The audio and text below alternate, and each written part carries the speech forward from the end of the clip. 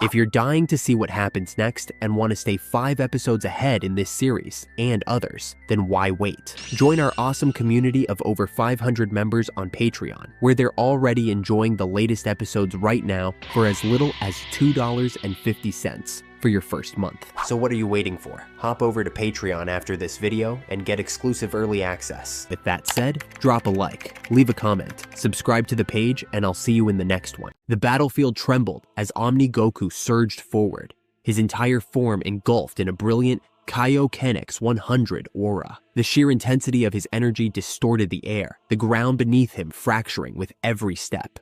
But he wasn't alone. Ultimate Beast, Kaioken Gohan, and Primordial Vegeta were right beside him, each moving in perfect synchronization. Their combined force was enough to shake the heavens. The camera view shifted upward, capturing the scene from above. 3 titanic warriors launching themselves toward the Grand Priest. The collision was imminent, an impact that would shake the cosmos itself. Then, a 4th warrior descended. Like a meteor falling from the heavens, an overwhelming green aura tore through the sky.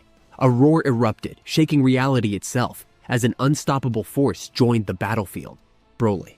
But this was no ordinary Broly. This was legendary Saiyan 6 Broly. His energy was unparalleled, a chaotic storm of uncontainable power. He didn't simply descend, he crashed down with force so terrifying that space itself seemed to bend around him. In his right hand, a manifested staff, stretching like the power pole, extended from the clouds above, crackling with divine energy. Before the Grand Priest could react, crack! The staff slammed into his back, sending a deafening shockwave across the battlefield. The attack was precise and merciless, striking at the very moment of his movement, catching him off guard. The Grand Priest's face twisted in disbelief, and for the first time ever, in rage. How dare you! His voice, usually calm and composed, boomed with anger. But before he could recover, Broly descended. Faster than the eye could track, he crashed into the ground like a divine comet. The sheer force of impact sending massive earthquakes ripping through the battlefield. Boom! The moment he landed, a massive crater formed, the shockwave alone shaking the entire first dimension. And in the epicenter of that crater, the Grand Priest, buried. Broly's fist was still pressed against his target, having slammed him even further into the ground. Dust and debris filled the air, but Broly remained unmoved, standing tall, his massive frame radiating unstoppable power. The battlefield fell into silence. Then, a faint, crackling sound echoed from below, and suddenly, a surge of energy erupted. The Grand Priest burst out from the ground, his entire form now radiating a different kind of aura. His infinite reactivation ability had triggered. Broly jumped back, his warrior instincts recognizing the change immediately. The Grand Priest now stood in midair, his gaze locked onto Broly, his hands clenching. His voice was colder than ever. Enough! Broly narrowed his eyes as he landed beside the other Saiyans, his green aura swirling around him like a living entity. What was that? Broly muttered, his instincts telling him this was no ordinary power-up. That, Wukong exhaled, his grin widening, is what's called an infinite. Broly glanced at him. Wukong continued, one of the few techniques I could never fully grasp, and it's a very dangerous technique. Broly's eyes gleamed. Interesting. Then his attention shifted to Gohan. A smirk crossed his face. Well, look at you, Broly said, his voice carrying amusement. You weren't kidding when you said you were working on something new. Gohan's ultimate beast, Kaioken Aura, crackled wildly around him, a mixture of silver and electric blue energy, flickering like wildfire. You've changed, Broly admitted. Your power, it's nothing like before. I can't even tell who's the strongest now. Gohan smirked. Neither can I. Goku's grin grew. Speaking of power, his golden aura flared as he sized Broly up. Look at you. You finally did it, huh? Broly's emerald green energy flared, his very presence warping the air around him. You finally achieved it. Legendary Saiyan 6. Goku's fists tightened, his blood boiling with excitement. Damn, what the hell have you guys been through? Goku laughed, shaking his head. All 3 of you show up, each stronger than ever. Broly let out a deep, rumbling chuckle. It wasn't easy. But then, Vegeta's voice cut through the moment. Enough of this nonsense. His arms crossed, his primordial aura pulsing violently, his eyes sharp and ruthless, locked onto a single target. The Grand Priest. Have you all forgotten who we're up against? Vegeta growled, pointing directly at him. The air grew heavy. The Grand Priest, a being beyond gods, stood before them. The Grand Priest stood still, his usually serene expression twisted into something far more human, frustration. He clenched his fist, his ethereal glow flickering unstably. "That stupid monkey," he muttered under his breath. His eyes narrowed as his divine body struggled to repair itself. For the first time, he had been injured. His regeneration, once instantaneous, was now 5 times slower than before, and he knew why. The explosion of his Time Remnant sword had cost him more than just a weapon. That massive outburst of energy, it wasn't just the sword's destruction, it was the last remnants of his Rashi energy, his second energy wellspring. Now he was left with only one resource: mana, the original energy source of the angelic race. This was the first time in all of history that he had been pushed to such an extent, and he hated it. "I can't believe this," he muttered, speaking in the divine tongue of the angels. Me, the strongest divine being in existence, forced into a battle of attrition against mere mortals. But then, a voice whispered in his mind, "Oh, poor priest. Looks like you're struggling. Against mortals, no less. Don't tell me you need help." The Grand Priest's brow furrowed. He recognized that voice. Akumu. On paper, he was the 5th strongest being in existence, standing just beneath the supreme gods. But he was not alone. Beside him stood the 2nd, 3rd, and 4th strongest beings in creation. The Grand Priest's eyes gleamed. "You help me," he scoffed, replying telepathically. His voice was laced with mockery. "Don't make me laugh, you pathetic insect." A dark chuckle echoed in response. "You sound pretty desperate, priest." But the Grand Priest's smirk only deepened. If I had to measure power levels, his voice was slow, deliberate, taunting. "These Saiyans, they surpass you. Every single one of them." There was a long silence. Then, Akumu's voice hardened. "What did you just say?" A portal suddenly began ripping open from Zeno's pocket dimension. A swirling mass of darkness, leading straight to Zeno's former palace. But before it could fully stabilize, "I said I don't need help!" The Grand Priest's voice boomed with divine command, shaking the very dimensions around them. Akumu's rage only deepened. "Help! Oh no, help is off the table." His voice dropped an octave, filled with murderous intent. "I'm coming to murder you!" The Grand Priest's smirk vanished, his body straightened, his glowing eyes darkened. "Do your worst." The tension was palpable, the air itself ready to crack under the weight of cosmic forces. Goku clenched his fists. What the hell is going on? His sharp Saiyan instincts screamed danger. His heart pounded as he whispered, "Don't tell me, it's Zeno." If that was the case, they were done for. The Saiyans all instinctively braced themselves, their battle-hardened bodies coiling like tigers ready to pounce. But then the portal collapsed. Just like that, it vanished as if it had never existed. A new voice entered the conversation, one that commanded absolute authority. It was Zeus. He had reminded Akumu of Zeno's decree, and that was enough. Akumu growled in frustration, but he did not resist. "You got lucky." His voice dripped with venom. Then he was gone. The Grand Priest exhaled, his eyes returning to their cold, unreadable state. "It's not like you were ever a threat in the first place," he muttered under his breath. The moment Akumu's presence faded, he erased him from his mind entirely. But the Saiyans were still confused. "What just happened?" Gohan exclaimed, scanning the battlefield. "Where did that portal go?" "Who cares?" Vegeta snapped. "It's gone. That's all that matters." Broly, however, remained unnerved. He had sensed something else in that brief window, a force that was watching them, waiting. But before anyone could fully grasp the situation, the Grand Priest moved. And this time, he didn't hold back. He exploded forward, his speed beyond anything he had previously displayed. A blur of divine light, moving light years in an instant. Lightning cracked around his body as he locked onto his first target, Broly. Broly's instincts flared, his muscles coiling as a voice entered his mind. It was Wukong, a legend, a warrior of the past, the source of Broly's newfound abilities. "Boy!" Broly's vision flickered. "Listen carefully." The voice was calm but firm. "By any means necessary." The words rang through his soul. "Protect your tail." A chill ran down Broly's spine. "If you lose your tail," Wukong continued, "you lose me. And if you lose me, you lose my abilities. My mind will be sent back to my original body in the mountains." Broly's eyes widened. There was no hesitation. "Understood." His tail whipped around his waist, tightening securely like a battle wrap, the same way every legendary Saiyan before him had done.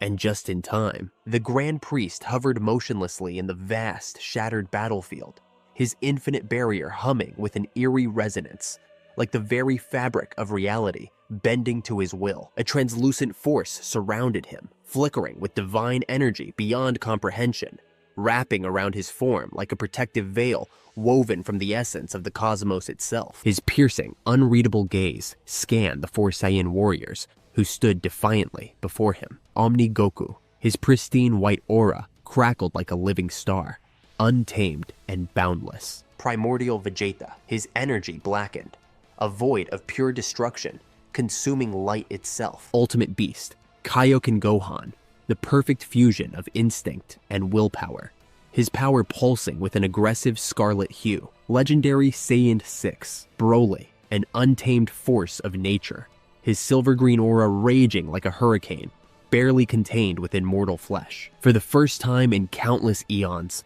the Grand Priest felt something unfamiliar, something unsettling. Exhaustion. His boundless energy, which had once seemed infinite, was beginning to wane. The constant regeneration, the ceaseless healing, layer upon layer of self-repair, was starting to take its toll. Vegeta's dark siphoning and Gohan's precise key manipulation were chipping away at his divine reserves, draining him ever so slightly with every second that passed. It was an infinitesimal loss, but against these four relentless warriors, infinitesimal was more than enough to turn the tide. And Broly, he was the first to strike. A storm of silver energy roared around him like a tidal wave as he launched himself forward with unrelenting brute force. His massive fist tore through the air, the sheer velocity causing the very space around him to quake. Boom! Broly accelerated again, his body a missile of pure carnage, his momentum doubling, as if some unseen force was strapping a second booster onto his back. But then, the moment his punch neared the Grand Priest, the very fabric of reality itself recoiled. Space twisted, time staggered. It was as if Broly's attack never existed.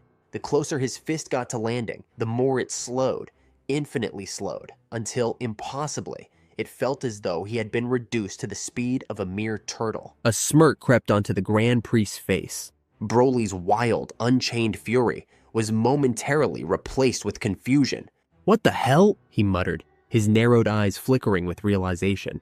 He could feel it now. Wukong had warned him about this, but Broly hadn't fully grasped the depth of what he had been told. This wasn't raw strength. This wasn't speed. This wasn't mere energy manipulation. This was infinity, a concept beyond mere mortals, beyond even gods. The Grand Priest hadn't even moved, yet Broly's strike had been frozen in place, as if reality itself refused to acknowledge the attack. Then, a single movement. The Grand Priest casually lifted his hand. A blinding eruption of divine energy burst forth from his palm, a force so devastating that Broly was hurled backward, like a shooting star flung from the heavens. Crack!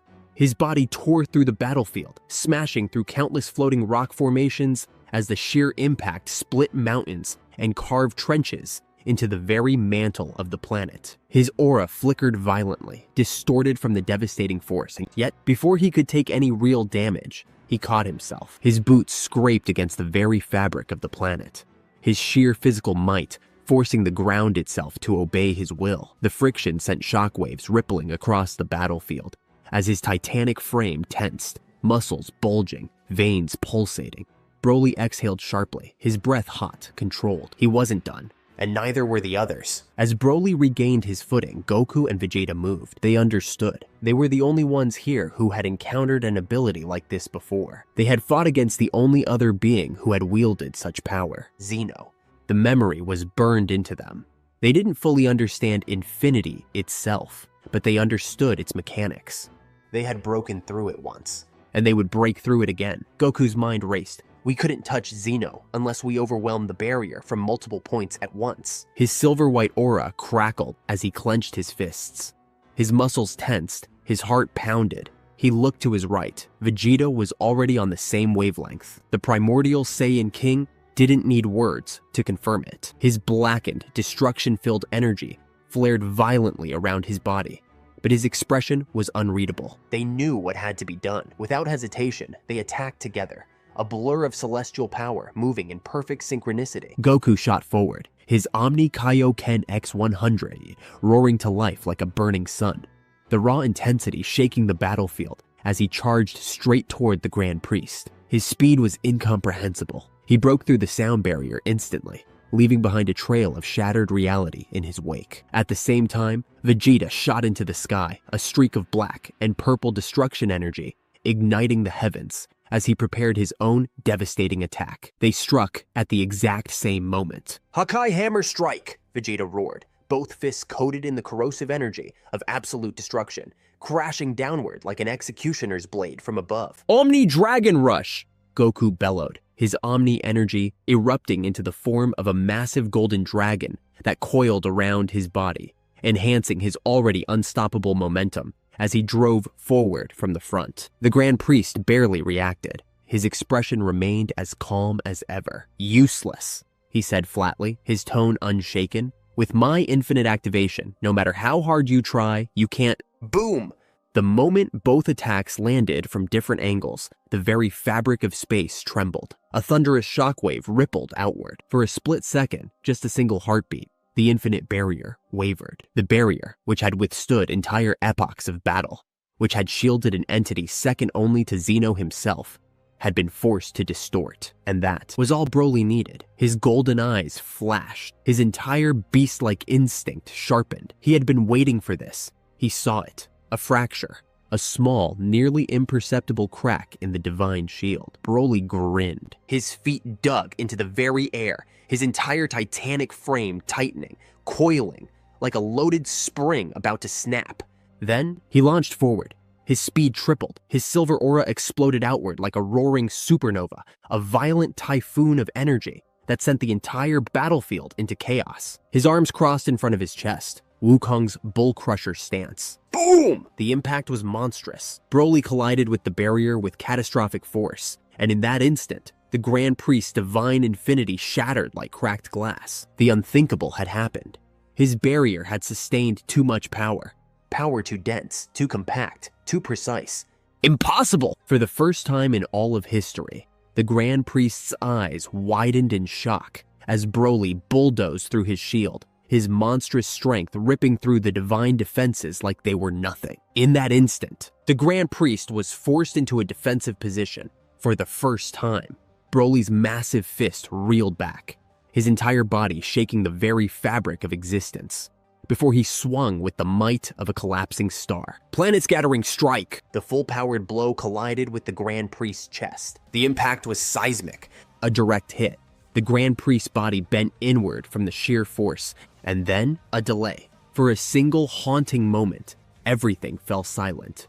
Then, the Grand Priest's body was launched through the battlefield, tearing through multiple layers of mountains, each collision obliterating entire land masses as his divine form rocketed uncontrollably across the horizon. For the first time in eternity, the Grand Priest had been physically overwhelmed. It wasn't just shocking, it was unprecedented. His mind reeled, his body ached, his very existence struggled to comprehend what had just happened. How the words barely escaped his lips, his breath ragged, his divine skin, which had never before known true pain, now ached from the aftershock of Broly's devastating strike. His thoughts swirled in disbelief. How could 4 insignificant mortals do this to me? Me, the Grand Priest, Zeno's personal attendant, chosen by Zeno's father himself. How could an immortal being, one who stood at the absolute pinnacle of all existence, take this much damage? For the first time, he saw them differently. Before, they were just Saiyan warriors. Dangerous, yes, but separate threats. But now, together, they had forced him to acknowledge them as a true danger. He clenched his fists. They had to be separated, immediately. The Grand Priest had barely crashed into the shattered remains of the mountains when he retaliated instantly. Before his momentum even ceased, his fingers twitched. A thin silver light spear of pure angelic energy crackled into existence within his palm. It wasn't Kai. It wasn't destruction energy. It wasn't even divine power as mortals understood it. This was mana, a force beyond the comprehension of gods, mortals, or even angels. He narrowed his eyes. If this lands, it will do major damage, he thought. With a subtle flick of his wrist, the energy spear was unleashed. Like a lightning strike, it shot toward Broly. Broly's instincts screamed at him. He felt it. Something deep within his Saiyan bloodline reacted. The same primal warning that had saved him countless times in battle. And then, Wukong's words echoed in his mind. Protect your tail by any means necessary. His golden eyes widened as the memory clicked. Without hesitation, Broly twisted mid-air, narrowly dodging as the spear ripped through the space beneath him. The very air around it distorted as if reality itself had been carved apart. But then, something astonishing happened. As the spear traveled past him, it clipped a single strand of Broly's hair. And suddenly, his body split. A clone emerged, identical in size, aura, and power. With one massive hand, the clone snatched the spear out of midair. The Grand Priest's eyes widened. What? Broly's clone grinned, his wild, untamed energy crackling as he gripped the divine weapon. With a roar, he hurled it back at the Grand Priest. Whoosh! The spear screamed through the sky, splitting the heavens as it rocketed toward its original caster. The Grand Priest's expression didn't change, but his energy did. As the spear neared, he simply raised his hand. The instant the divine weapon touched his palm, it vanished, absorbed effortlessly back into his body. The Grand Priest exhaled, shaking his head slightly. Did you really think you could harm me with my own ability? He said, his voice calm, yet tinged with something new, annoyance. Broly clicked his tongue. Then, Gohan struck. He didn't hesitate. This was the plan, to keep the Grand Priest under constant pressure. The only way to win was to attack relentlessly, to wound him so severely that even his regeneration and infinite activation wouldn't be able to keep up. Gohan's ultimate beast, Kaioken Aura, ignited his entire body in a violent silver-pink glow. A fusion of raw aggression and perfect ki mastery. His energy pulsed, his every movement controlled, calculated. His eyes locked onto the Grand Priest. It's all or nothing, he muttered, launching himself forward. The battlefield shook beneath his speed. He raised both hands, his ki compressing into a singular, blinding point at his fingertips. A beam so concentrated, so deadly, it could rip through the divine fabric of reality itself. But before he could finish charging, the Grand Priest vanished, and then he was there, up close, personal. Gohan's pupils shrank. Shit, his reflexes kicked in. He immediately tried to disperse the beam, shifting his stance to guard his vital organs. But the Grand Priest's hand was already extended, poised to strike. Then, a blur, a voice, "Don't stop!" Suddenly, Goku was there. Like a ghost, he phased into existence behind the Grand Priest, his arms locking around him, trapping him in place, just like Piccolo had done to Raditz all those years ago. Gohan's eyes widened in horror. "Father, no! If I release this attack, you'll die." Goku didn't hesitate. "Do it!" His grip tightened, his muscles strained. "I'll survive." And in that moment, Gohan trusted him. His breath hitched. His heartbeat pounded in his ears. Then, he unleashed the beam.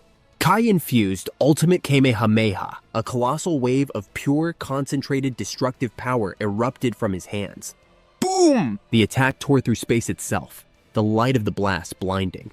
Its force so devastating that it displaced the air for miles. The Grand Priest's eyes narrowed, his mana surged. And then, at the last possible moment, Goku vanished. Instant transmission, leaving the Grand Priest directly in the line of fire. The beam collided. A massive explosion engulfed the battlefield, the shockwave traveling across entire realms. The skies shattered, energy rippling through dimensions, the sheer impact creating cracks in the very cosmos. But as the light cleared, the Grand Priest stood firm. His expression hadn't changed, but his energy had. His aura pulsed, a subtle yet undeniable shift. His hands were now covered in glowing silver mana gloves, and in an instant, he did the impossible. He slapped the entire Kamehameha blast to the side. The redirected energy exploded into the distance, obliterating entire floating islands in the far horizon. Gohan's eyes widened, his breath caught. No way. The Grand Priest lowered his arms. How foolish. The Grand Priest's voice echoed across the battlefield, his tone calm but laced with irritation. But before he could finish his thought, Vegeta appeared. A blur of absolute destruction, he descended from above, his primordial energy condensing into his fists, his blackened aura radiating a force so intense that reality itself trembled under his power. At the same time, Goku materialized below. His Omni Kaioken X100 blazed around him like a raging inferno, the sheer heat coming off his body, melting the ground beneath his feet, causing the air itself to sizzle into steam. The very planet recoiled in fear, as if nature itself was panicking in response to their overwhelming power. But the Grand Priest was distracted. That's exactly what Gohan needed. With a beastly roar, Gohan seized one of the Grand Priest's Kai threads, wrapping it around his massive wrist and yanking him toward the impending onslaught. And then, all four warriors attacked together. One moment, one synchronized assault. Goku charged his ultimate blast, his hands glowing with cosmic light. And he wasn't alone. Vegeta, Broly, Gohan, each one summoned an attack of their own, pooling every ounce of power they had left into one final earth-shattering strike. The Grand Priest's eyes flickered. Shh!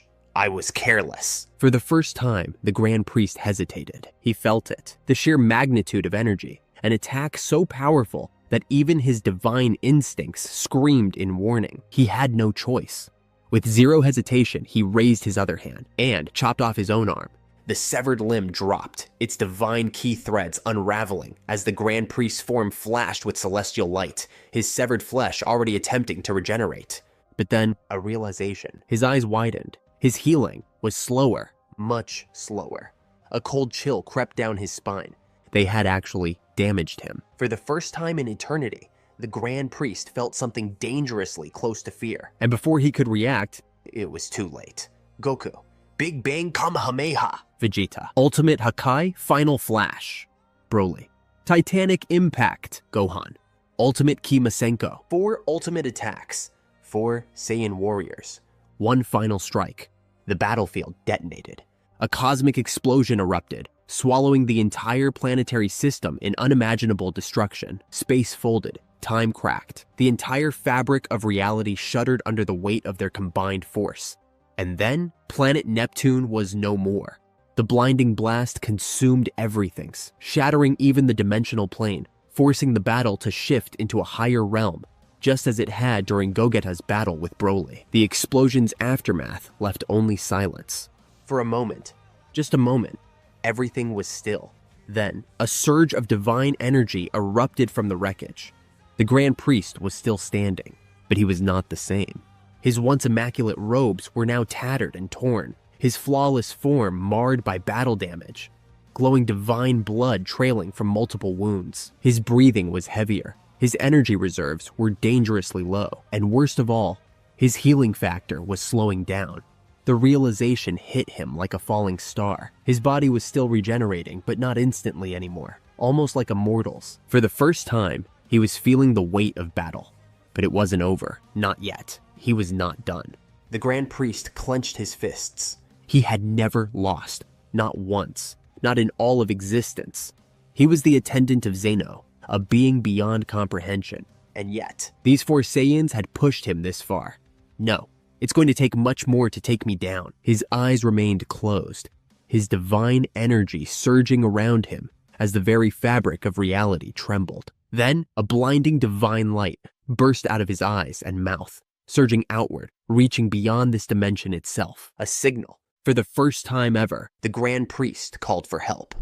And just like that, without a moment's hesitation, the sky cracked open, space itself tearing apart, as if reality had been sliced by a divine blade. A colossal beam of light surged downward, its radiance pure and controlled, yet carrying a pressure so immense it made the very ground tremble. The light wasn't chaotic or wild. It was refined, dangerously calm, more focused than even the energy of the Grand Priest himself. The beam struck the surface of the shattered battlefield with a deep hum, sending ripples through the planet's crust. The wind whipped violently, howling as the fabric of space folded back together. And from the core of that light, a figure slowly descended, his form graceful, yet heavy with power. A pristine white boot touched the ground.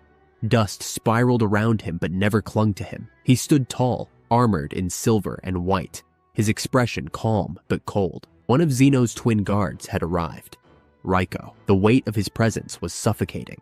The air around him thickened, as if the entire dimension was struggling to hold itself together under his energy. He was like a celestial knight, His aura didn't flare or burn, it commanded. He stood before the battered Grand Priest, who now knelt, bloodied and breathing heavily. Raiko tilted his head, his crystalline blue eyes narrowing in disappointment. "Grand Minister," Raiko spoke, his voice sharp but calm, like a blade sheathed in silk. "I told you about that nasty habit of yours.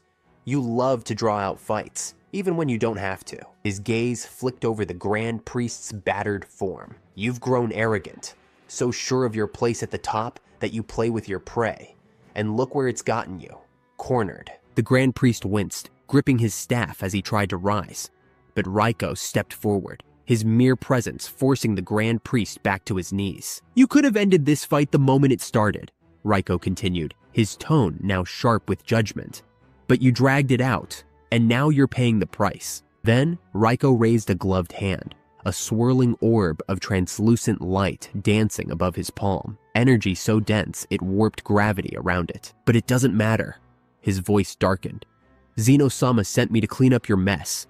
These mortals," he flicked his hand towards the Saiyans in the distance, "are mine now." The words cut deep, but then Raiko's piercing eyes locked onto the Grand Priest once more. "And you lied." His calm facade cracked for a split second, his voice hardening. "You told Zeno you'd handled this a year ago, that you killed the mortals, those two." He gestured at Broly and Gohan. The weight of the accusation hit like a meteor. As Raiko's words echoed through the battlefield, the focus snapped to the Saiyan trio, Goku, Vegeta, and Gohan, who hovered some distance away. The blood drained from their faces. "Zeno's guard?" Goku's voice cracked with disbelief. His fists tightened, knuckles whitening. Vegeta's eyes widened, a rare tremor of fear slipping through his composure. "This is bad, really bad," he muttered, sweat trailing down his temple. They all knew the terrifying truth. Raiko wasn't just another high-ranking fighter.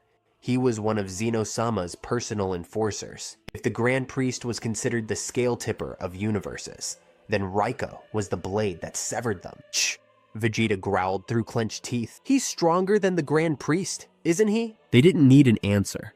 The very air around Raiko rippled with power, unlike anything they'd ever felt. He hadn't even powered up. This was his base aura. A suffocating silence hung heavy between them.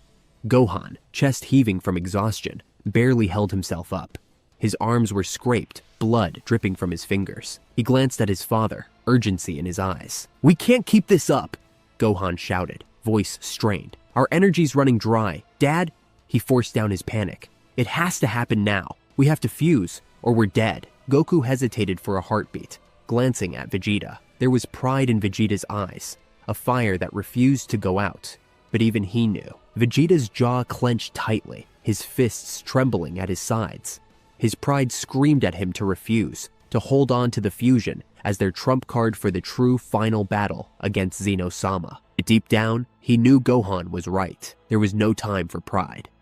"Damn it!" Vegeta growled under his breath, his aura flickering violently as he forced himself to face the truth. The plan was simple. Save the fusion for Zeno. Now, facing Raiko, one of the twin guardians of Zeno, a being who stood above the Grand Priest, the stakes had shifted. The very ground beneath Vegeta cracked as his energy flared. He had hoped their fusion would surpass the Grand Priest. From their earlier estimation, Gogeta, the combined form of Goku and Vegeta, would either match or fall just slightly below the Grand Priest in raw power. But with Vegeta's Ultra Ego and Dark Siphoning combined with Goku's mastery of Omni and Ultra Instinct, along with his Kaioken times 100, there was potential to push beyond that threshold during the fight. But now, there was Raiko, another unknown, another force beyond comprehension. Vegeta's teeth ground together, then, "Fine, we fuse, now," he barked. The ground quaked as the Saiyan warriors moved into position. But there was another shift, this time an unexpected one. Gohan turned sharply toward Broly, the two locking eyes. A silent understanding passed between them. Both carried immense, unchecked potential. Gohan's limitless growth and Broly's brute force, two sides of the same coin. "Broly, we need to fuse," Gohan said firmly. Broly blinked in shock, his primal energy still radiating like a storm. "Me? Fuse? With you?" "Yeah," Gohan nodded. "If we combine our strength, It'll be something they've never seen before. Broly hesitated, his mind racing. He had never fused before. He barely controlled his own power, but he could feel it. Gohan's energy was stable, controlled, and could act as the anchor he needed to fully unlock Wukong's power. "All right!" Broly finally roared, his green aura flaring high into the darkened sky. Meanwhile, the Grand Priest, now fully healed but clearly shaken, hovered above the battlefield. His robes fluttered in the wind, his staff humming softly in his grip. It had taken him 5 minutes to recover, a concerning amount of time for someone of his caliber. This shows how much damage the Saiyans had done to him. His eyes narrowed on the Saiyans preparing the fusion dances. "They're going to fuse," the Grand Priest muttered, his voice laced with irritation. "Shouldn't we stop them?" But Raiko didn't even flinch. The Grand Priest glared at him, frustration evident. "You're too calm for this situation. They could— Have you forgotten who I am?" Raiko interrupted flatly. The Grand Priest fell silent for a moment before exhaling sharply. "How could I forget Number 0, the god of war?" The air thickened with tension. Number 0. It wasn't just a title, it was a rank above all others. In the hierarchy of existence, only 2 beings bore that number, Raiko and his twin, Kairo, Zeno-sama's direct guards. The Grand Priest himself was rank 1, hailed as one of the top 5 most powerful beings in the Omniverse. But Raiko, he wasn't on the list, because he couldn't be ranked. His power existed in a realm beyond measurement. His raw strength wasn't bound by cosmic laws. Only Kairo, his twin brother, who remained by Zeno-sama's side in the 3rd dimension, matched him. But there was a catch. Unlike the Grand Priest, the twins weren't immortal. They had extraordinarily long lifespans, stretching beyond the timeline of even the oldest universes, but they could die. Despite that, they served as Zeno-sama's most loyal protectors, older than even Zeno himself. Unlike Wukong, the former assistant to Zeno and the Grand Priest, Raiko wasn't just a servant. He was a relic of an age long forgotten. Alongside his twin brother, Kairo, Raiko had once served as the official guard to Zeno's father, the true king of everything after Wukong. But with the old king's reign having ended eons ago, and Wukong imprisonment, the twins had passed their duties to the next in line, Zeno-sama, sworn to protect him as he walked the path to becoming the next supreme ruler. But Raiko, he missed the fight. "Let them fuse," Raiko said casually, his voice carrying across the void. "It's been millennia since I stretched my legs. Might as well enjoy it." He flexed his fingers slightly, the air around him cracking like glass under the pressure. The Grand Priest, now fully healed yet still humbled from his earlier defeat, couldn't help but chuckle, his usual stoic expression giving way to a smug grin. "Oh, that's rich coming from you," the Grand Priest sneered. "Weren't you just lecturing me about dragging out fights? And now here you are, doing exactly the same thing." He tilted his head mockingly. Raiko didn't flinch. Instead, a thin smile crossed his face, the kind of smile a predator wears when it knows the prey's struggling is meaningless. Yeah, I know," Raiko admitted with a light shrug. "But I want to make something clear to these disrespectful mortals. They need to understand that no matter how strong they think they've become, they'll never reach us. They actually believe they can kill all the gods, even Zeno." His tone darkened with a flicker of genuine irritation. He floated a little higher, his aura expanding like a storm cloud, swallowing the already broken sky. "Their plan was doomed from the start," Raiko continued, his voice deepening. "This world, this entire reality, can't exist without Zeno. He's the core of it all. He built it. His energy flows through every star, every planet, every living thing. If he's destroyed, the entire multiverse collapses into nothingness." Raiko's hand twitched, as though the thought of obliteration mildly amused him. But these fools don't understand that. The Grand Priest's eyes narrowed, his fingers tapping the staff lightly. "Not entirely accurate," he corrected. Raiko cocked his head. "Oh, the multiverse can't survive on its own without Zeno. Yes, but you're forgetting about the Super Dragon Balls and the power they hold. Their origin traces back even before Zeno himself was born. In the right hands, it could become the source that stabilized this world in his place." Raiko's smile twisted into a thin line of annoyance. I keep forgetting about those damn orbs." He turned his gaze toward the dark void above. "Remind me later to convince Zeno to destroy them." Letting them exist in the first place was a mistake. The Grand Priest chuckled under his breath, knowing full well how stubborn Zeno could be when it came to his toys. But down below, the battlefield trembled again. The Saiyans had finished preparing. The ground cracked open beneath their feet, the surface of the frozen planet groaning under the pressure as the four warriors, Goku, Vegeta, Gohan, and Broly, spread out, their auras flaring in vibrant colors, each one radiating power that reached into the cosmos. Gogeta and Brohan were about to be born. In perfect synchronization, the warriors stepped into the fusion dance, their movements sharp, precise, and powerful. The air thickened with electricity, the planet itself unable to bear the force of what was about to happen. "Foe! Saiyan! Ha!" they bellowed. The moment their fingertips touched, reality snapped. A violent storm of lightning erupted from the fusion points, slashing through the skies like blades of pure energy. The surface of the icy planet fractured, massive cracks racing across the terrain as the very core began to quake. Space itself bent inward, stars from nearby systems collapsing into nothingness as if swallowed by an unseen force. The sky turned black. A pulse of energy, so dense it had no color, burst outward, flattening mountains, vaporizing oceans, and cracking the very atmosphere of the planet. The collision of potential and raw power was unlike anything the universe had ever felt. For a brief moment, everything was silent. Then, boom! The shockwave expanded through space, and the stars vanished.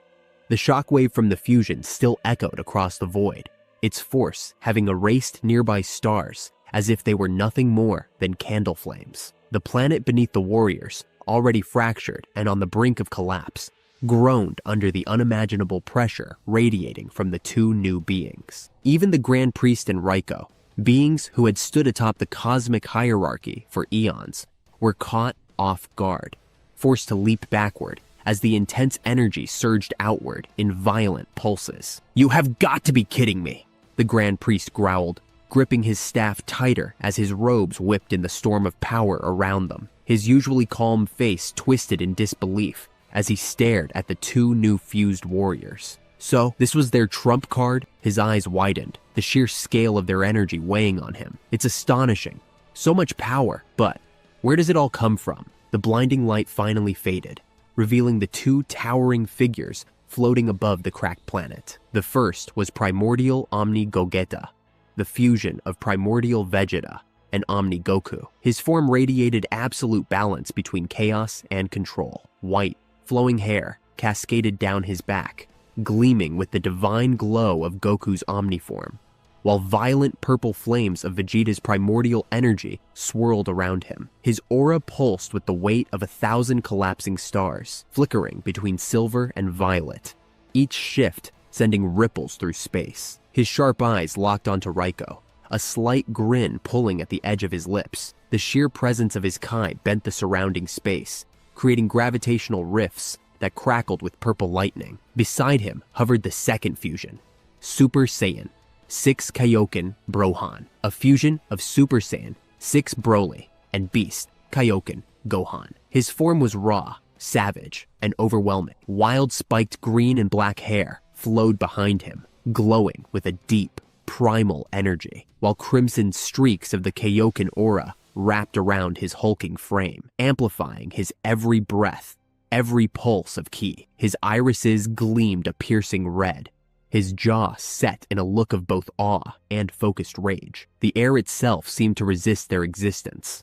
Static electricity danced across the shattered sky, and the remaining fragments of the planet beneath them trembled violently. If it weren't for the absolute control both fusions exerted over their energy, the entire solar system would have already been wiped out. Brohan flexed his massive hands, feeling the raw, explosive energy coursing through his veins. "So this is fusion?" he muttered, his voice deep, layered with both Gohan's intelligence and Broly's ferocity. He gazed down at his new form, his aura crackling with chaotic energy. "I could get used to this." A wide grin broke across his face. Meanwhile, Primordial Omni Gogeta hovered silently, his long white hair shifting in the cosmic winds. The purple and silver aura surrounding him throbbed rhythmically, like a living heartbeat. He tilted his head slightly toward Brohan, acknowledging the sheer force radiating from his counterpart. "You're strong," Gogeta said, his voice calm but powerful, echoing across the battlefield. Brohan smirked. "Same to you, but let's see who ends this faster." The energy between them crackled violently, but their focus quickly returned to the looming threats ahead, Raiko and the Grand Priest. The tension was electric. Brohan's red eyes flicked toward the Grand Priest, narrowing with a competitive fire. "The Grand Priest is mine," he declared, cracking his knuckles as a wide, confident grin spread across his face. Primordial Omni Gogeta's eyes shifted toward Raiko, the weight of his next words sinking deep into the battlefield. "All right, that leaves Zeno's guard for me." His voice was cool, composed, but there was a sharp edge of excitement. He was ready for this. But before the two could split, Brohan called out once more. "Father," he said, his tone suddenly serious. "Be careful. I'm sure you can feel it. He's not like the Grand Priest. He's something else entirely." Gogeta didn't turn his head, but smirked, feeling the oppressive weight of Raiko's energy pressing against his own. "Oh, I know," Gogeta replied, "but that's what makes it fun." The storm of energy surged once more, space itself bending under the pressure of what was about to come. The battlefield had shifted into something far beyond mortal comprehension. Space rippled like water, the stars themselves seeming to flicker with anticipation. The gravitational pull of the fused warriors alone distorted the distant light of galaxies, warping the very fabric of reality. Primordial Omni Gogeta floated forward, the weight of his combined power bending the space beneath his feet. His aura now a violent mix of silver lightning and deep purple flames. His long white hair danced through the energy storm as his crimson eyes locked onto Raiko, Xenodaina's direct guard. Beside him, Super Saiyan 6 Brohan hovered with a primal force that radiated from every pore of his body. The swirling chaos of green and black flames around him was laced with crimson cracks from the beast Kaioken. His breathing was calm but heavy, as though he was holding back a hurricane inside. The ground, or what was left of it, groaned beneath their feet, torn apart by the sheer magnitude of their fused energy. Raiko tilted his head, his white armor gleaming in the shattered light of the broken planet. His face betrayed no emotion, but the sharp gleam in his eye revealed something deeper: curiosity. "Impressive," Raiko muttered, slowly lowering his arms. "It's been a long time since I've seen mortals push this far. Even since Wukong the monkey," he spoke. "Previously, the third dimension, Zeno's father's domain, 20 minutes earlier." The vastness of the cosmos warped and bent as Zeno pierced through the dimensional veil. Space itself rippled around him, a brilliant spectrum of light spiraling into a singular point before expanding outward, revealing the throne world of his father. A towering castle, eerily similar to Zeno's own, floated in the endless void. Its crystalline spires glistened under the glow of nebulae, yet the atmosphere was heavy, still, almost too still. This was the third dimension, the origin of absolute authority. Zeno hovered in the air, the heart gem now pulsing in his small hand, its core swirling with cosmic energy. The artifact he had stolen from the Grand Priest's wife had done its job, unlocking the path here. His round face, usually marked by a childlike simplicity, was now set with something else: purpose. "This is it," Zeno murmured. "The final trial. Father will crown me the true king of everything." But something felt wrong. His gaze drifted beyond the floating castle, out into the distant reaches of the void. Universes, whole galaxies were missing. There was only darkness where there should have been light. Only Universe 7 remained intact, its energy faint but still burning. A cold realization gripped him. He felt the faint but undeniable energy signature of the Grand Priest fading. "He's in battle?" Zeno whispered, his high-pitched voice almost drowned by the cosmic winds. His thoughts raced. He had left the Grand Priest behind after extracting the aquafoam from the Saiyan warriors, discarding them once they'd served their purpose. The aquafoam, once corrupted by Zarma millennia ago, had been purified thanks to the Saiyan's battle-forged willpower. Now that Zeno possessed it, he had no use for them. "They're done," he scoffed, turning the heart gem over in his hand, its glow reflecting in his wide, vacant eyes. He hadn't even glanced back when he left the battlefield. The Saiyans, Goku, Vegeta, and the others were of no further consequence. The plan, carefully crafted across eons, had finally reached its apex. First, the second dimension, then the third, where his father waited. But now, why? Why is the Grand Priest's energy this low? It didn't add up. Even stripped of the Aquafoam, the Saiyans could never pose a threat to the Grand Priest. He was absolute, a force above even the gods. Plus, Zeno knew that two of the Saiyans, Broly and Gohan, were dead. The Grand Priest himself had told him when he returned their broken bodies to his palace, unconscious and barely alive. That left only Goku and Vegeta. But they were useless now. Without the Aquafoam, their Omni forms were gone.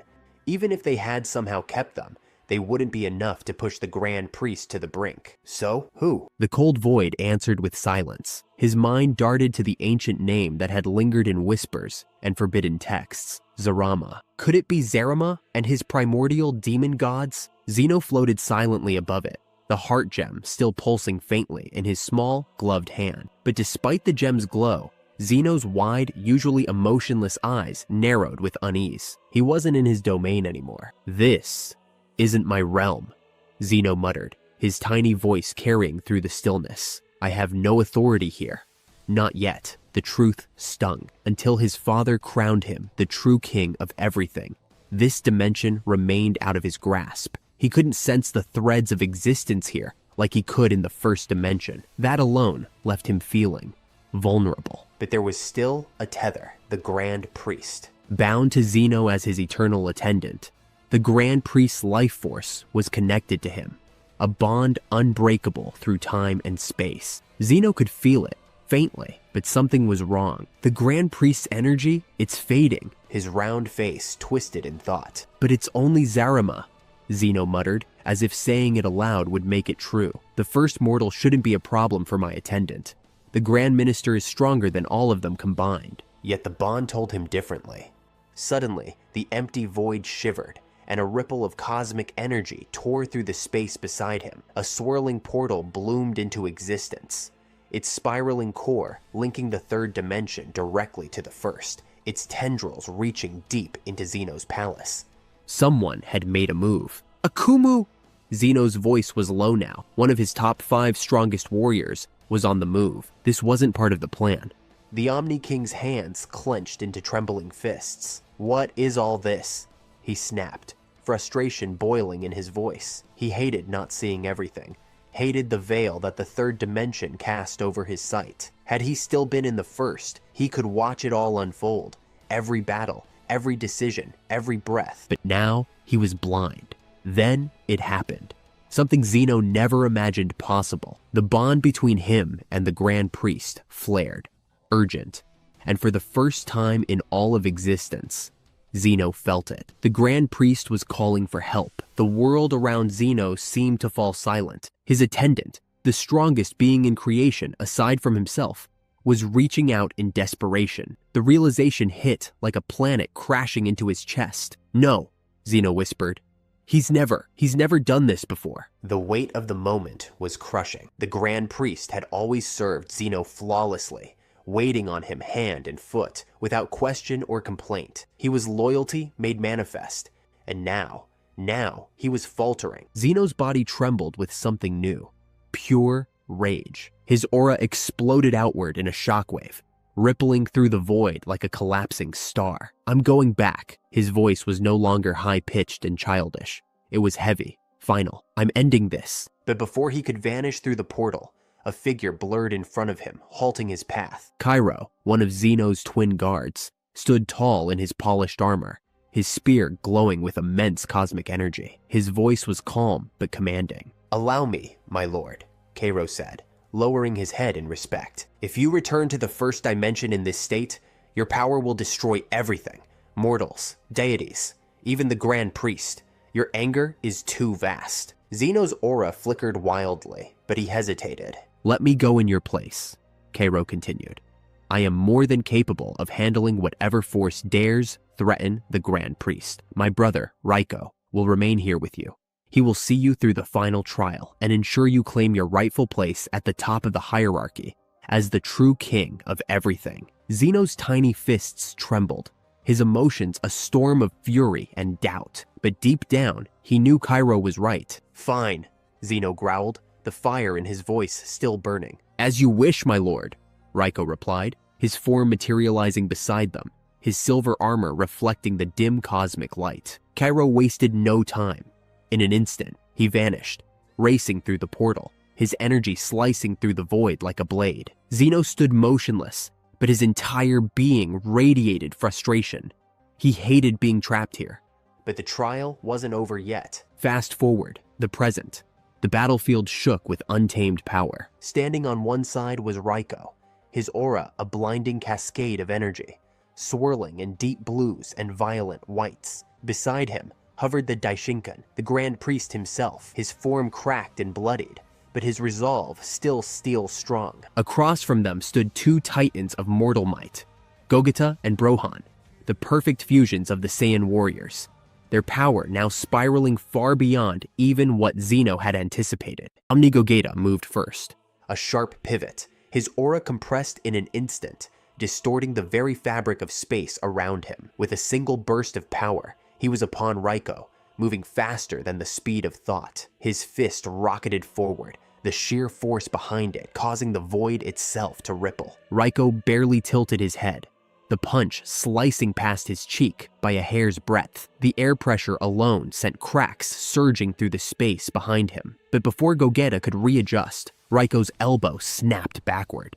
a razor-sharp strike aimed directly at Gogeta's jaw. Gogeta ducked, twisting fluidly, his reflexes honed beyond perfection. He drove his knee upward in retaliation, the attack carrying enough force to shatter a planet. Raiko blocked with a forearm, but the impact echoed with a sharp crack, a force so immense it sent tremors through the void. Energy flared from the point of contact, sending waves of cosmic destruction in all directions. For a moment, it seemed as if they were evenly matched, but then the battle became a blur. Gogeta unleashed a relentless barrage of punches, each one faster than light itself. His fists tore through the very atmosphere, creating afterimages that trailed behind him like echoes of destruction. What followed was an eruption of energy, his strikes generating a storm of fist-like energy constructs, each one carrying the weight of Omni Hakai energy. Raiko, however, stood firm. His movements were almost too calm, as if reading Gogeta's rhythm like an open book. Each attack was met with an effortless parry, his fingers tracing the flow of energy before it even arrived. It was as if he saw the future itself. But Gogeta was not done. Feint left, spin, hook the leg. Raiko's stance faltered for just a fraction of a second. That was all Gogeta needed. His palms surged with violet destruction flames, raw power condensing at his fingertips. Hakai burst! The blast erupted forward, a concentrated beam of destruction energy surging toward Raiko at point-blank range. Raiko twisted midair, narrowly avoiding the core of the attack. The beam grazed his shoulder, instantly disintegrating a portion of his armor. Yet before the damage could expand, he was gone. Gogeta's eyes widened. He felt it before he saw it. Raiko's presence blinked in above him, his heel already descending at full speed. With no time to evade, Gogeta crossed his arms, blocked, and the sheer force of the impact sent a colossal shockwave roaring through the void. The battlefield cratered beneath them, reality itself bending from the overwhelming power behind the strike. This was not a simple exchange of blows. Every block, every counter, carried the weight of a black hole, and every impact sent shockwaves strong enough to extinguish stars. Light itself flickered out in their wake. But Raiko didn't let up. He was relentless, chaining his attack into a rapid mid-air spin. His strikes came in brutal arcs. Left hook, right jab, knee strike. Each one blindingly fast, each one carrying more power than the last. Gogeta grunted as he slid backward, his boots carving trenches into the shattered ground beneath them. "Chi, he's fast!" Raiko's eyes glowed for an instant.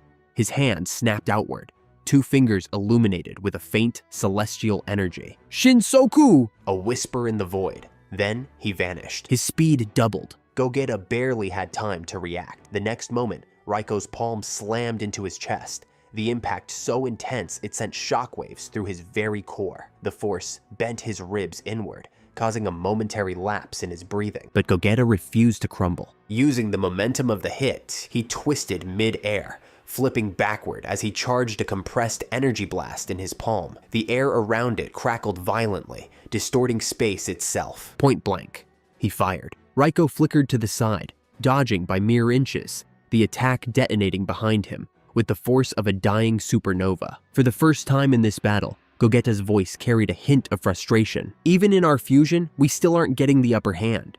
Just how strong do we need to become? And in that moment, it became clear. Raiko was beyond anything they had ever faced. Frustration creeping in. Omni Gogeta clenched his fists, his cosmic energy pulsating like a raging storm. His golden white aura crackled violently, distorting the void around him. If Xeno's guard was this powerful, even in their strongest fusion, then it meant only one thing. Xeno was holding back the last time they fought. That realization sent a cold shiver down his spine. Across the battlefield, a different storm was brewing. Brohan and the Grand Priest circled one another, the tension between them thick enough to bend reality itself. The winds howled around them, chaotic and untamed. The battlefield trembled under their sheer presence. The Grand Priest's flowing robes fluttered wildly, his once serene and untouchable aura now fluctuating with heavy breaths. He was exhausted, and Brohan could tell. Brohan cracked his knuckles, sparks of energy licking off him in jagged bursts. His fusion form pulsed with power, his stance unshaken, his confidence absolute. A smirk tugged at the corner of his mouth. "You're much slower now, old man." His tone was casual, almost mocking. Who would have thought the mighty Grand Priest isn't so mighty after all? The Grand Priest's gaze sharpened, a flash of irritation breaking through his usually unreadable expression. "Try. It seems that because of that little fusion, you've grown arrogant." His voice was controlled, but laced with disdain. "Not long ago, it took all 4 of you monkeys at full power just to keep up with me.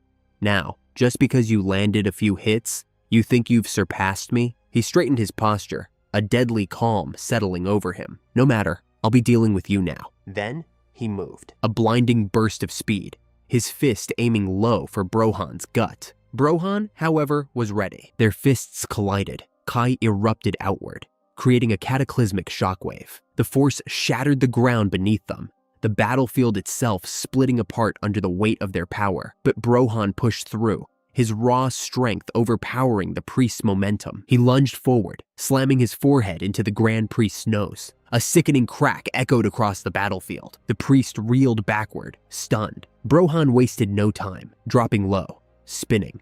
His leg swept the priest's feet out from under him. The moment the priest's body left the ground, Brohan's hands twisted together, energy building instantly. His voice boomed across the battlefield. "Ultimate Kamehameha!" A titanic beam of energy erupted from his palms, the sheer brightness turning everything white hot. The attack tore through the air, aimed directly at the Grand Priest. The Grand Priest's palm shot out, his fingers twitching as he called upon his most powerful ability. "Limitless!" But nothing happened. His eyes widened in horror. He was too weak. His energy reserves were nearly drained, and the limitless ability required a vast amount of power to activate. There was no time to react. The ultimate Kamehameha struck him point blank, the force so overwhelming it sent shockwaves through multiple dimensions. The explosion was instantaneous. The battlefield was engulfed in pure annihilation. The smoke cleared.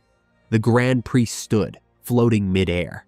But something was wrong. His body was intact, his divine energy still flickering around him, but his head was missing. For a moment, everything was eerily silent. Then, slowly, his head began to regenerate, shimmering back into existence as if reconstructing pixel by pixel. Even without facial features, the rage radiating from him was unmistakable. But something else became painfully clear. Brohan's eyes narrowed, his mind piecing it together. The longer the Grand Priest fought, the weaker he became. His regeneration, it wasn't infinite.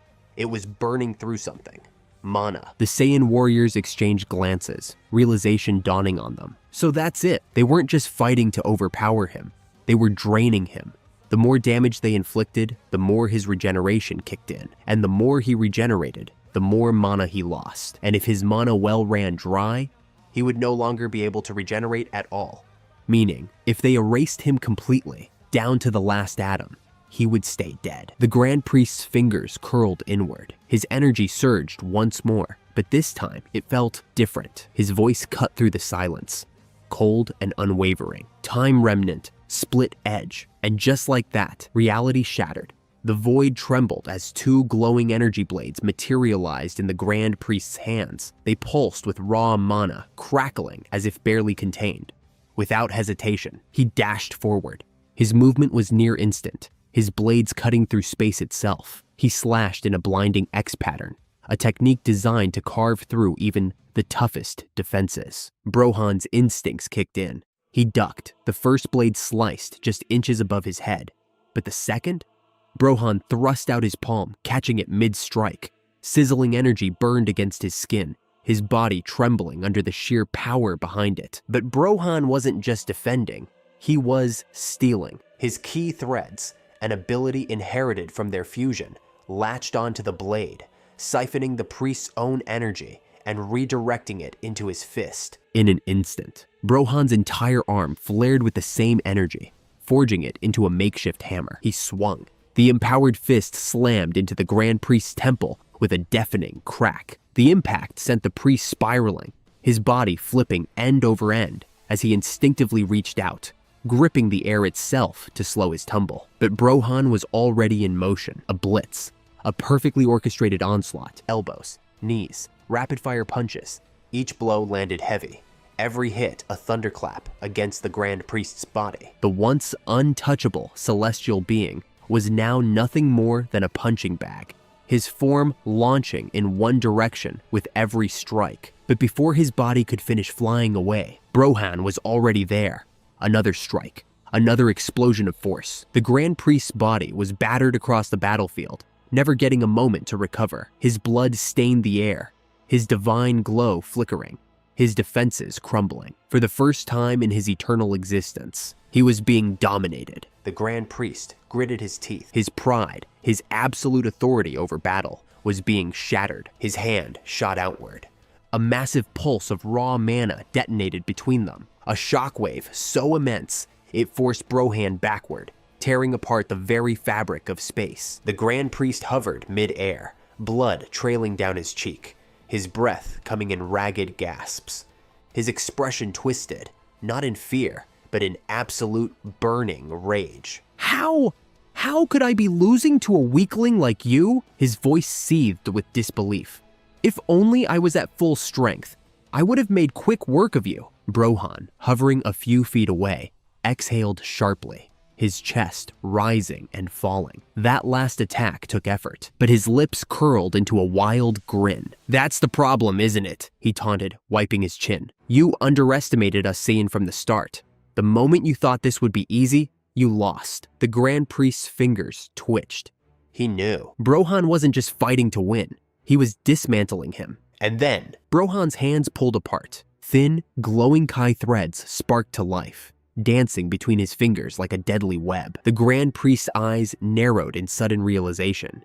He knew that technique. Brohan flung his hands forward. Ki thread! Heartbinder! The luminous threads shot out, weaving a net of pure energy. The Grand Priest reacted instantly. He tried to teleport, to phase through reality itself. But he was too slow. His energy was already too depleted. The threads wrapped around his chest, embedding themselves into his core. And then, a sharp, invisible force gripped his heart. His eyes widened in pure, unfiltered rage. You dare! He recognized this power. From the moment he had fought Gohan, he had been cautious of his ki-based abilities. He knew what they could do, and now they had figured it out. A realization burned through his mind. They've discovered how my immortality works. It all made sense now. From the moment Brohan fused, all of their attacks had been ki-based, not just to damage him, but to force him to use his regeneration. They were draining him. They knew that his regeneration, his very immortality, depended on mana, and once that mana ran out, he would no longer be able to heal. They had been forcing him to burn through his reserves. The Saiyan weren't fighting to overpower him. They were fighting to erase him. Brohan's grip tightened.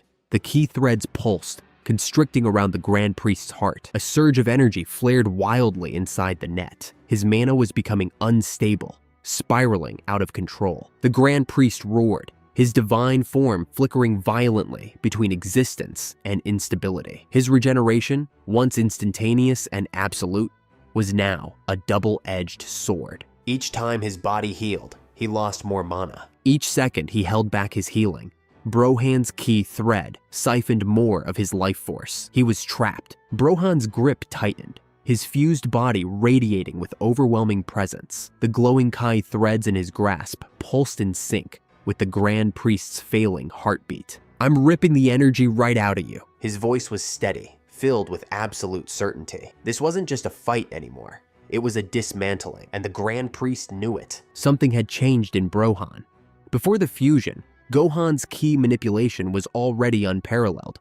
But now, that control had evolved into something greater. His perception of energy had deepened beyond comprehension. He had once believed that ki, mana, and reishi were distinct forces, separate by nature, functioning by their own rules. But mid-battle, he saw the truth. They were all connected. The moment he tapped into the Grand Priest's mana, the missing piece fell into place. Energy, in all its forms, was simply frequency. Each type, whether it be Kai, mana, or reishi, resonated at different vibrational patterns, yet they all existed on the same fundamental spectrum. This understanding wasn't intellectual.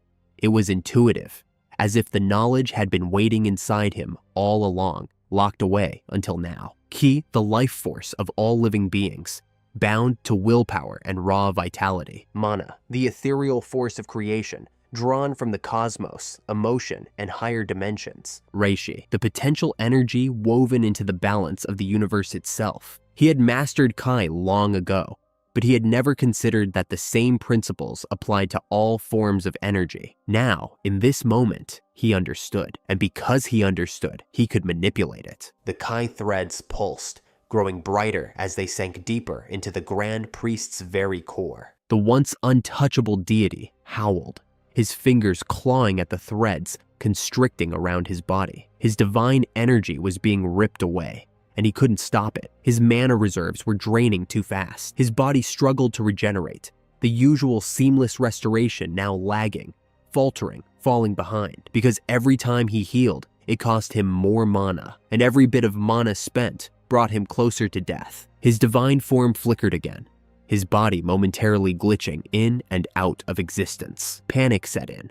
For the first time in his existence, the Grand Priest felt something he never thought possible: fear. His fingers curled, desperation fueling his next move. His voice was a snarl, filled with rage and disbelief. "You dare!" His mind raced. He had been cautious ever since he first faced Gohan. He knew that the Saiyan's ki techniques were unnatural, their potential unpredictable, and now they had figured it out. They knew how his immortality worked. The realization hit him like a death sentence. From the moment Brohan was formed, every attack they had used was designed to drain him. Every exchange was meant to burn his energy faster, forcing him to waste his mana on healing. And now he was running out.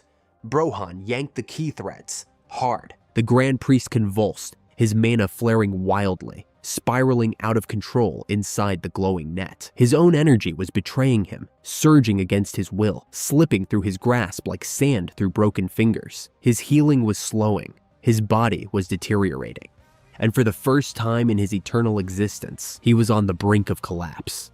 Back above, Omni Gogeta sidestepped a lightning-fast jab from Raiko, his instincts guiding him with pinpoint precision. But Raiko was already moving. His knee drove into Gogeta's ribs, detonating an impact that sent shockwaves roaring outward. Boom! The force sent Gogeta rocketing downward, his body slamming into the surface of Jupiter. The entire planet trembled under the collision, its core fracturing. It was on the verge of destruction. From the moment this battle began, two planets had already been annihilated, Venus and Neptune, reduced to nothing but cosmic dust. Now, Jupiter teetered on the edge of oblivion, and if this fight continued unchecked, every planet in Xeno's domain would be caught in the crossfire. Omni Gogeta coughed up blood, his aura flickering violently. His body throbbed with pain, but his expression only twisted into a grin. To think that even in this fusion, Omni Gogeta isn't enough to stop you, he chuckled, wiping the blood from his lips. All right, time to push it. His aura twisted, warping like a storm of silver flames, raging with overwhelming power. Then he released the cap. Before now, he had been holding back, not because he wanted to, but out of necessity. Gogeta's fused form was already pushing the boundaries of existence itself, but he had two energy siphoning techniques, dark siphoning and ultra ego. Vegeta, before the fusion, could only use one at a time. His body couldn't handle the combined energy consumption without risking total self-destruction. But this was different. This wasn't Vegeta. This was Omni Gogeta.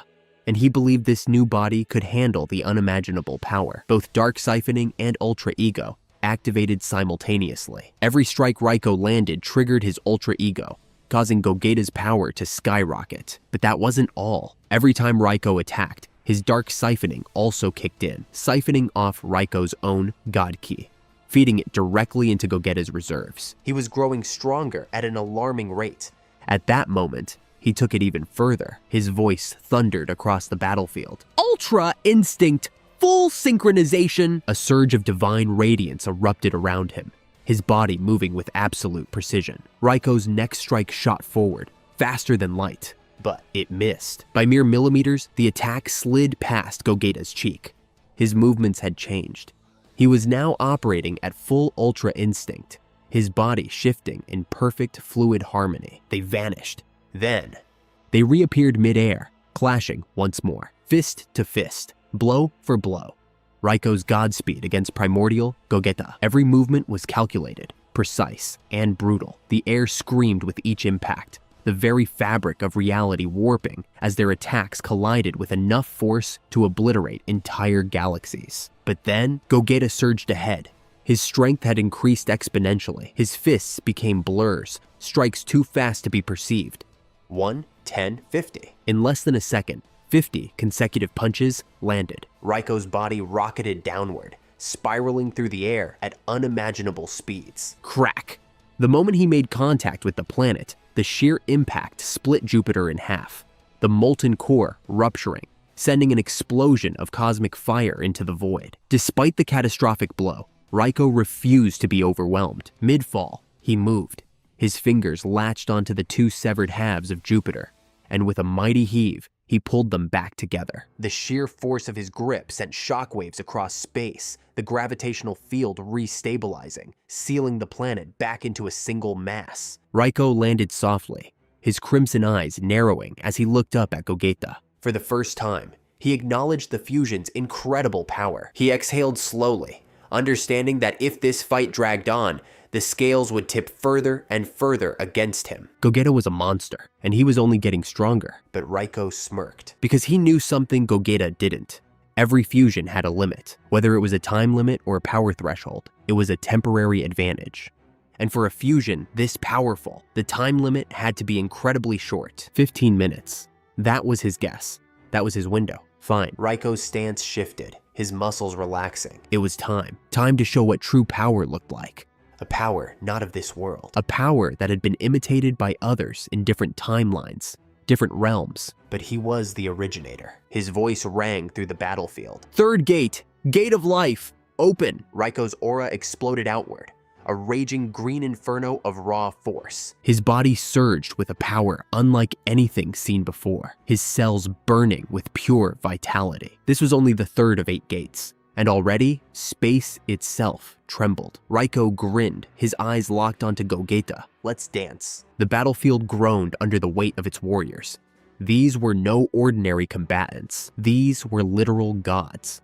The very fabric of reality twisted and warped under their overwhelming power. The sky, if it could still be called that, was fractured. Veins of raw cosmic energy bleeding into the void. The battle had grown so intense that entire galaxies in the distance flickered, destabilized by the sheer force radiating from their planet-sized battlefield. Raiko stood tall, his expression unchanged, yet his body told another story. His pristine armor, once untouchable, was cracked along the shoulder, a thin trail of darkened blood running down his arm. For the first time in this battle, primordial Omni Gogeta had drawn blood. Gogeta flexed his fingers, feeling the crackling weight of his own fusion. His body burned hot, yet remained stable, a perfect balance of raw destruction and divine instinct. Raiko's lips barely twitched. Not bad. For a fusion, there was no admiration in his voice, only disdain. He hated fusion. To him, it was borrowed power, a shortcut, A warrior's strength should be his own. Gogeta didn't respond. He moved. In an instant, space itself buckled. Omni Gogeta vanished, a blur of motion too fast for even divine eyes to track. But this time, Raiko was ready. His pupils disappeared. His skin flushed a deep crimson, veins bulging with raw, unrestricted power. His speed doubled. His strength doubled. Boom! Raiko's foot lashed out midair. Gogeta's forearm snapped up, blocking. A shockwave detonated outward, disintegrating a nearby moon, but neither of them flinched.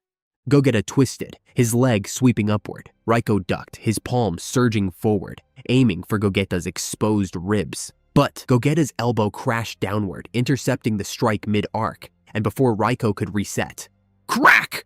Gogeta's knee slammed into Raiko's chest, shattering his armor even further. Fragments of divine material spiraled into the void, yet Raiko didn't flinch. His hand snapped out, grabbing Gogeta's leg with an unbreakable grip.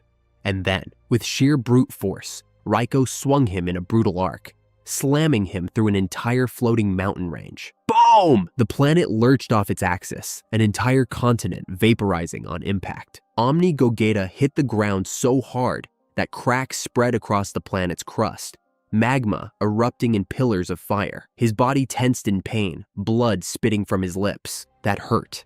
Even with his insane durability, even with his primordial fusion form, the damage was undeniable. But he was still growing stronger. Ultra Ego fed off pain, amplifying his physical might. Dark Siphoning absorbed divine energy, replenishing his stamina and boosting his energy reserves. He wasn't just keeping up, he was adapting, evolving, and as of now, his body had not yet reached its limit. All right, Omni Gogeta grinned, rolling his shoulders. You hit hard. Raiko hovered overhead, his aura flaring brighter, wild and untamed. You haven't seen anything yet. Then, he attacked. Raiko exploded forward, his fists becoming blurs of motion, each strike punctuated by sonic booms that shook the entire planet. Each blow had the force to shift the tectonic plates beneath them. His body weaved through Raiko's onslaught with razor-thin margins. Ultra Instinct pushed his reflexes to the absolute brink. Every strike came at him faster than thought, fists carving through space like lightning bolts. Raiko's Godspeed was relentless, his movements an untouchable blur of golden radiance. Then, impact. A left hook clipped Gogeta's jaw with crushing force. Blood sprayed into the void. The impact alone distorted the fabric of space behind him. Before he could fully recover, Raiko followed up, twisting midair into a vicious spinning kick. The blow slammed into Gogeta's ribs like a collapsing star, sending him hurtling backward, spiraling through layers of torn space and fractured dimensions. But he wasn't down yet. Mid-flight, Gogeta flipped, twisting his body against the momentum and skidding to a stop in midair, his boots grinding against the very fabric of reality. A smirk crossed his face as he wiped the blood from his lip. You want a real hit? His hands snapped together, energy spiraling violently between them, coalescing into a fearsome storm of raw destruction. His voice roared across the void. Big Bang Kamehameha! Blue light erupted from his palms, the energy screaming across space. But that wasn't all. He wasn't done. His other hand flared with deep violet flames of utter annihilation.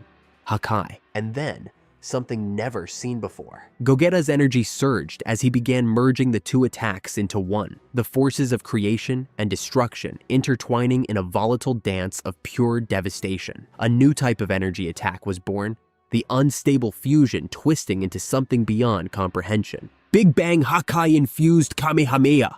He roared. The colossal beam ignited the battlefield, warping gravity, tearing the heavens apart as it screamed toward Raiko. The sheer heat of the attack carved through the dying planet beneath them, like molten blades through ice, splitting it as rivers of magma surged into space. Everything in its path was reduced to nothingness. Yet, Raiko didn't flinch. He didn't run. He didn't dodge. Instead, he raised his hand with terrifying calm. Shinsoku Mirror Break, a thin, shimmering barrier of divine energy, materialized before him, transparent yet crackling with untold power. The moment Gogeta's attack made contact, it didn't explode. It bent. The Big Bang. Hakai infused. Kamehameha twisted unnaturally, its momentum reversing in an instant. hurling back toward its creator with even greater force than before. Gogeta's eyes widened. But how? The attack was upon him in a heartbeat, but Gogeta was faster. His aura erupted violently, shaking the cosmos itself as he threw his palms forward. His energy spiked, his power eclipsing even the divine stars in the distance. Omni-final explosion, a cataclysmic burst of divine energy radiated from his body, infused with Hakai essence. When the reversed blast connected, it clashed violently against Gogeta's explosion. Creation against destruction, obliteration against obliteration. The sheer force caused the attack to fracture, shattering into 1,000 shards of energy that rained down across the battlefield like falling stars. Each shard struck with the force of collapsing suns. Craters formed in the floating debris, entire land masses buckling under the weight of the destruction. The very fabric of space trembled under the magnitude of their battle. Raiko's gaze darkened as he clenched his fists. "You bastard," he muttered, but before he could react, Gogeta was already there. His speed was overwhelming. His energy kept rising by the second, an unstoppable force that eclipsed even the strongest warriors of the multiverse. Above Raiko, Gogeta appeared in a flash of light, his hands locked together, his body twisted, momentum building as divine energy surged through his muscles. Dragon Hammer Strike! With a roar, he slammed his fists down onto Raiko's head. A deafening shockwave split the sky apart, tearing through the battlefield with enough force to obliterate entire planets. The impact sent Raiko plummeting downward, crashing through layers of shattered stone, ruptured dimensions, and cosmic debris. His body plunged deep into the planet's core, where the very heart of the world began to collapse. Molten energy erupted from below, bleeding out into the void of space. The planet could no longer withstand the battle. Its foundation crumbled, fractures spreading like veins of destruction. It was over. Or at least, it should have been. Gogeta wasted no time. Omni-instant transmission, a technique beyond the speed of light itself. With a mere thought, he appeared before Brohan, tapping his shoulder. A portal snapped open before them, the very fabric of space bending to Gogeta's command, and in the blink of an eye, they vanished. The planet could no longer hold itself together. The final explosion came like a silent requiem, a single flicker, then nothing. The world was gone, reduced to cosmic dust, lost in the endless abyss of space. But the battle wasn't over yet. Far beyond the destruction, in the presence of something far greater, Omni Gogeta and Brohan re-emerged. They stood upon planet Mercury, not the Mercury of Universe 7. This was something else. Something ancient, something divine, the closest planet to the great sun, the colossal star that powered all others. It was the largest sun in the entire multiverse, the celestial furnace that gave birth to creation itself. A divine star, once positioned near the castle of Zeno, before its master's realm was wiped from existence. Its heat burned at a magnitude beyond comprehension, 100 times the temperature of Earth's sun. No mortal, no deity, no cosmic being could exist near it without suffering absolute destruction. Yet here they stood. The planet was gone. Its destruction echoed across the void, the shockwave warping space itself, scattering debris into the abyss. For a moment, it seemed as if Raiko and the Grand Priest had been caught in the devastation, erased by the sheer force of Gogeta's final attack. But then, impact. Two figures slammed onto the barren, molten surface of planet Mercury like falling meteors. The entire planet trembled beneath their arrival, a colossal force rippling outward, shaking its foundations. Even the heavens above seemed to shudder as their presence distorted reality. Both warriors were shirtless, their divine attire having burned away from the raw radiation of the explosion. The air around them crackled with residual energy. Their bodies, scarred, bruised, yet still standing, were proof of the nearly godlike endurance they possessed. They had leaped from the crumbling planet at the last moment, showcasing their divine status by traversing space itself in a single bound. From a distance, Gogeta and Brohan stood side by side, watching intently. The battle wasn't over. Far from it. A deep breath left the Grand Priest's lips as he slowly lifted his gaze, his piercing, ancient eyes locked onto Gogeta. Then, unexpectedly, he smirked. "I thank you, Saiyan." His voice was calm, but something had changed. Gogeta narrowed his eyes. What do you mean? The Grand Priest slowly clenched his fists, rolling his shoulders. Brohan's gaze sharpened as he suddenly realized what had happened. The divine Kai threads that had once gripped the Grand Priest's heart were gone. Because of Gogeta's attack, Brohan had been forced to sever them. A mistake, and yet not entirely. The Grand Priest could heal now, but something was wrong. He staggered slightly, his breath uneven. He was healing, but not fully. You see that? Brohan muttered, turning his head slightly toward Gogeta. His sharp, battle-hardened instincts noticed what no one else had. He can't regenerate completely. Gogeta's arms remained folded, his ultra instinct aura flickering as he analyzed the situation. So what? He asked. What does that mean? A voice, one ancient, powerful, and wise, spoke within Brohan's mind. Wukong. Indeed, Wukong confirmed, his presence still lingering in Brohan's consciousness even after their fusion. His immortality is not like mine. It's conditional. If you force him to use up all his energy, his ability to heal will stop. Brohan's eyes flickered with understanding.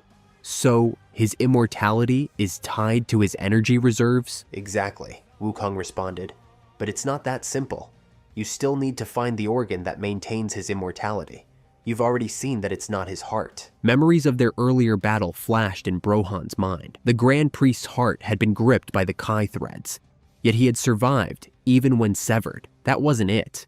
His head had been completely obliterated at one point, yet he had regenerated instantly. That means it's neither his heart nor his brain, Brohan muttered. Gogeta's expression remained serious. So what now? Brohan, Wukong continued.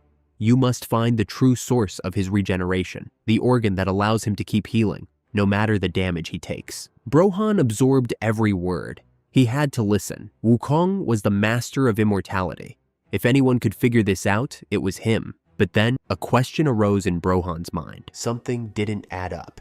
What if we drain him of all his energy, but still don't know which organ it is? He asked. Does that mean he stops being immortal, since he has no energy to regenerate from? A sharp laugh echoed through his mind. That's a foolish question. Brohan gritted his teeth. What? If he's still breathing, then his body is still using energy. Even at his weakest, he would still have enough energy to stay alive. Wukong's tone turned deadly serious. Immortality is immortality. You can't just turn it off, because his energy is low. His body will prioritize survival above everything.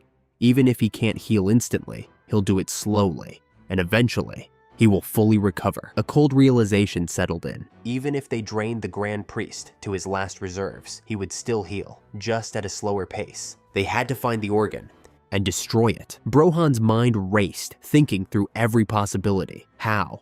How could they pinpoint the exact organ that held the key to his eternal regeneration? And then, an idea. A brilliant, ruthless idea. His eyes narrowed. He muttered to himself, voice barely above a whisper. What if I completely destroy his body, down to atoms? Gogeta glanced at him, intrigued. Huh? Brohan's mind worked quickly now. If I erase him completely, then I can watch which organ he starts to regenerate from. A slow grin spread across his face. Yes, that was it. That was the answer. For the first time, they had a solid plan against the Grand Priest. A way to finally end this battle. Forever. Wham! Before Brohan could finish his thought, a fist, blazing with divine lightning, plowed into his gut. His eyes widened. For a brief second, the world stopped. Then, impact. How rude! The Grand Priest's voice was cold, almost mocking, his knuckles still buried deep in Brohan's abdomen. In all my years, this has never happened before.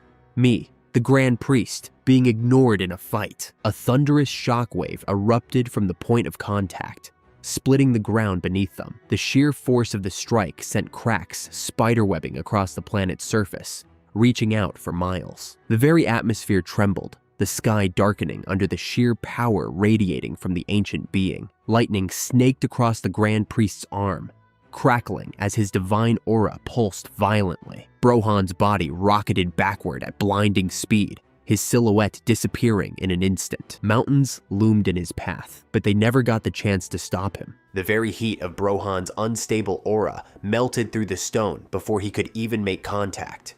Entire peaks liquefied into molten rock just from his energy flickering wildly out of control. The landscape warped, twisted, and eroded into nothingness beneath the sheer pressure of his power. If Jiren had been standing here right now, he wouldn't even be able to withstand the force pressing down on the battlefield. This was beyond the tournament of power. This was beyond gods. Mid-air, Brohan twisted, gritting his teeth. Blood dripped from his mouth, his abdomen burning with searing pain. Even fused, even with their insane power, he was still fighting the Grand Priest. He wiped his lip, smirking through the pain. That hurt. High above, the Grand Priest hovered, unmoving. His aura flickered, but his face was twisted in pure fury. He was angry. This wasn't just another battle to him anymore. This was personal. Brohan's breath came heavy, his muscles tightening. He had landed blows on the most powerful being in existence. But this wasn't nearly enough. Then, a voice, ancient, powerful, echoing inside his mind. "Stop holding back, boy." Brohan's expression darkened. "Wukong, use my power, or at least what you're able to use." Brohan clenched his fists, his energy flaring for a moment. "If you don't, you will die." Brohan exhaled slowly. "I know that." "No, you don't." Wukong's voice was sharp, unwavering. "You're still hesitant, still worried about Zeno appearing. You're conserving your power. But if you keep holding back against the Grand Priest, you will lose." Brohan's teeth clenched. "He's weakened, yes, but do not forget who he is. He has been alive for millennia, fighting, learning, adapting. He is still beyond your understanding. If you don't fight with your full power now, he will adjust to you. And when he does, you will not win." Brohan's eyes flickered. Wukong was right. He had been careful, too careful, no more. Okay, his breathing slowed, his heart pounded. Then his eyes closed, and the world trembled. A deep rumbling echoed through the battlefield. Raw power erupted from the ground, sparks of golden electricity crawling up Brohan's body. The planet itself quaked, energy surging from his very being, rippling outward in titanic waves. The heavens darkened, the ground shattered. His muscles flexed, expanding slightly, as his ki swelled to immeasurable levels. Then he screamed, a shout that tore through the sky, shaking the very fabric of reality itself. Golden lightning cascaded around him in violent, chaotic streams. His aura spiraled outward, thick, heavy, uncontrollable, growing larger, denser, hotter. The air itself burned, the sheer heat of his power warping space. Higher and higher, his power level skyrocketed, and it didn't stop. The very scales of power shattered beneath him. He was breaking past limits even the gods couldn't comprehend. His aura became a storm, a hurricane, a vortex of destruction. Power on a centillion scale, almost immeasurable, and it was still rising. High above the fractured planet, Gogeta hovered, his arms crossed, his gaze locked on the battlefield below. The land beneath him was barely holding together. Planet Mercury trembled, its very crust shifting under the immeasurable weight of divine power surging through the battlefield. Then the ground buckled. Cracks spread like spiderwebs across the landscape. The very air shook. A surge of blinding light exploded from beneath the rubble, and from it, Raiko emerged. He was unscathed. Dust swirled around his form, his aura flaring wildly, a burning blue inferno of godly energy. His expression was tense, his usual arrogant composure shaken. A single trail of blood dripped from his chin. He wiped it away absent-mindedly, his eyes now focused solely on Brohan. But something was wrong. For the first time, Raiko felt fear. His heart pounded in disbelief. His golden irises trembled as he watched the impossible unfold before him. Brohan's power, it wasn't just overwhelming. It wasn't just immeasurable. It was beyond him. He refused to believe it, yet his instincts screamed at him, forcing him to acknowledge reality. Impossible! His voice broke through the chaotic winds of battle, his hands clenching into fists. His entire body tensed, his aura flickering violently as his mind struggled to process what his senses were telling him. That Saiyan is stronger than I am? He was witnessing it, yet he still couldn't comprehend it. Brohan's power was in the centillion scale, raw energy output beyond measure. The sheer force radiating from his body had surpassed Raiko's own power level, and not just his. This power alone was enough to put Brohan on the same level as both Raiko and Cairo individually. Raiko's breath came heavy. His entire existence was being questioned in this moment. A mortal was surpassing him, a being who was supposed to be lesser. To think that a mortal is stronger than both me and my brother separately is astonishing. His voice was quiet now, almost reflective. His arms loosened at his sides as his mind raced through the implications. Zeno has to know about this. But then, something felt wrong. The more Brohan's power rose, the more familiar it became. Raiko's eyes narrowed, his mind turning like clockwork. He could feel it now. There was something off about this energy. His lips parted slightly. Wait. His memories rushed back. The energy. The raw, unfiltered chaos behind it. The essence of a warrior, long thought gone. Raiko's blood ran cold. It can't be. His voice was barely a whisper now. You're supposed to be sealed away. His body stiffened. How did you manage to break free? A revelation hit him like a collapsing star. Raiko's hands trembled slightly as realization dawned upon him. This wasn't just Brohan's power. This was the power of Wukong, the Monkey King, one of the only two beings in existence to ever be granted the title of Avatar, alongside Zalama, the dragon god. Both were the first and only guardians of Zeno's father, the first king of everything. Raiko's head snapped upward, his eyes now burning with urgency. Zeno has to know about this. His thoughts spiraled, but then doubt crept in. This power, yes, it was Wukong's. There was no denying it, but something about it was off. This wasn't Wukong's true power. In his prime, Wukong's strength was beyond divine comprehension. But this? Raiko's gaze darkened as he analyzed Brohan's rising energy more closely. Yes, it was powerful, but it wasn't complete. A smirk tugged at the corner of his lips. Wait, his mind clicked into place. He took a deep breath, steadying himself. He can't be. If Wukong had truly broken free, then there was only one way it could have happened. Zeno would have to be dead. His jaw clenched. That's impossible. Zeno's blood seal was directly linked to his life force.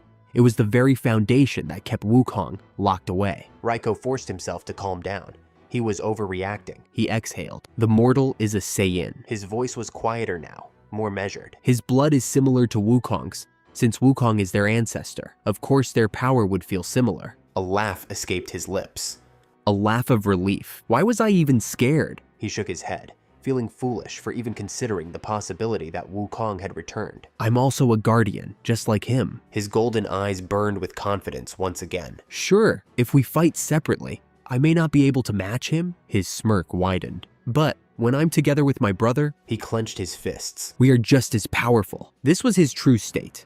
Indeed, Raiko and Cairo were twins, but not in the way mortals understood twins. No, they were born as one. At birth, their cells had been separate in the womb, but when their consciousness formed, their individual minds emerged. Raiko and Cairo. And then something unexpected happened. Their cells merged again. Yes, they were once a single being, but within that single body, two separate souls existed. They weren't just born, they were created, specifically bred to be Zeno's guards. Their birth had been an accident, but Zeno saw potential. At first, Raiko was the only name that existed, only one body. Then, Zeno recognized what they truly were, and he separated them. He split them into two individual beings, Raiko, Cairo. But then, the unexpected happened. They could fuse. Because they were once one, they had an ability that no other being possessed. Their fusion was neither fusion dance nor patera. It had no time limit. It was their true form, yet they had never fused since that day. Both had their own reasons. Raiko hated the idea of fusion. To him, that power wasn't his own, even though it literally was. Cairo's reasons? Unknown. But now, Raiko was beginning to question whether that choice had been a mistake. Because Brohan's power was still rising. High above, Gogeta stood motionless, his sharp gaze locked onto Brohan. The shift in power was undeniable. Brohan wasn't just growing stronger, his energy was reaching new heights of existence. Gogeta narrowed his eyes. Is this a new transformation? He muttered to himself. Brohan's body glowed with a golden brilliance, his aura resembling Wukong's own divine energy. It wasn't just a change in power, it was a refinement. Above them, the sky split open. The very fabric of reality trembled. Stars dimmed, even the great sun itself. The the celestial body that loomed over Mercury, lost its luster in the presence of Brohan's awakening. Brohan clenched his fists, his golden aura swirling violently around him. "This power!" His voice was steady, yet filled with awe. "It's incredible. I'm undoubtedly the strongest Saiyan in history." A voice echoed in his mind. "Let's not get ahead of yourself now." Brohan's smirk twitched as Wukong's presence spoke from within. "You're powerful, yes, but I'm still the strongest." Brohan chuckled. His power-up was complete. Though this wasn't a new transformation, his aura had changed, now radiating a divine golden hue. It was an extended form of Super Saiyan 6, a level beyond its initial awakening. It was similar to Super Saiyan Blue, which derived from Super Saiyan God. Yet instead of Super Saiyan God, Super Saiyan, this was something else entirely. This was Super Saiyan 6 Enlightened. And the battle was far from over. "I've had enough of this nonsense." The Grand Priest's roar cracked through the battlefield as he launched forward like a divine spear of light. His body blurred, moving at speeds beyond light, beyond even time itself. But Brohan saw everything. His golden eyes traced the Grand Priest's every movement. Then he moved. Faster than thought, faster than reality, beyond absolute velocity. The collision was instant. Less than a nanosecond had passed before Brohan intercepted the Grand Priest, catching him mid-charge with one devastating movement. His hand wrapped around the Grand Priest's throat. Slam! In one brutal motion, Brohan swung the Grand Priest downward, slamming him into the planet's surface like a comet. Boom! The impact sent the entire planet spinning off its axis, like a baseball knocked out of orbit. The shockwave rippled through space, the planet itself struggling to realign. But Brohan wasn't done. Before the Grand Priest could even react, Brohan rushed downward. Faster! Faster! Even before the Grand Priest could lift his hand, Brohan was already there. A flicker of light. Then, Ruyi Jingu Bang!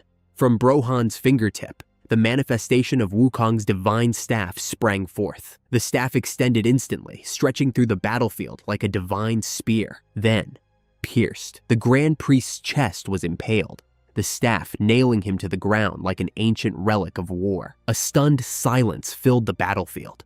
The Grand Priest screamed, a cry of pure agony. He thrashed, but the staff burned with divine energy, its very presence scorching his essence. Brohan exhaled. He remembered the plan. This was it. Body of 1,000 bolts. The staff ignited. It fractured into pure light, wrapping around the Grand Priest's body like golden chains. Then, the burning began. The Grand Priest's screams echoed across the stars. This wasn't just pain. This was soul-destroying. His very existence was being burned away. Then, his body exploded. A devastating shockwave followed, tearing through the battlefield as his physical form was annihilated into pure energy. But Brohan was watching. The moment the Grand Priest attempted to regenerate, the staff's energy continued to burn away every atom. Every time his body attempted to reform, the energy of the Rui Jingu Bang purged it. He could only regenerate from his core essence. And then, Brohan saw it. There! That's it! His eyes widened in realization. It's not an organ. It's a single cell. That's why the Grand Priest could regenerate from anything. He didn't need a heart. He didn't need a brain. His immortality existed within one single, indestructible muscle cell. The Grand Priest's energy was fading. He was regenerating too slowly. This was the perfect moment.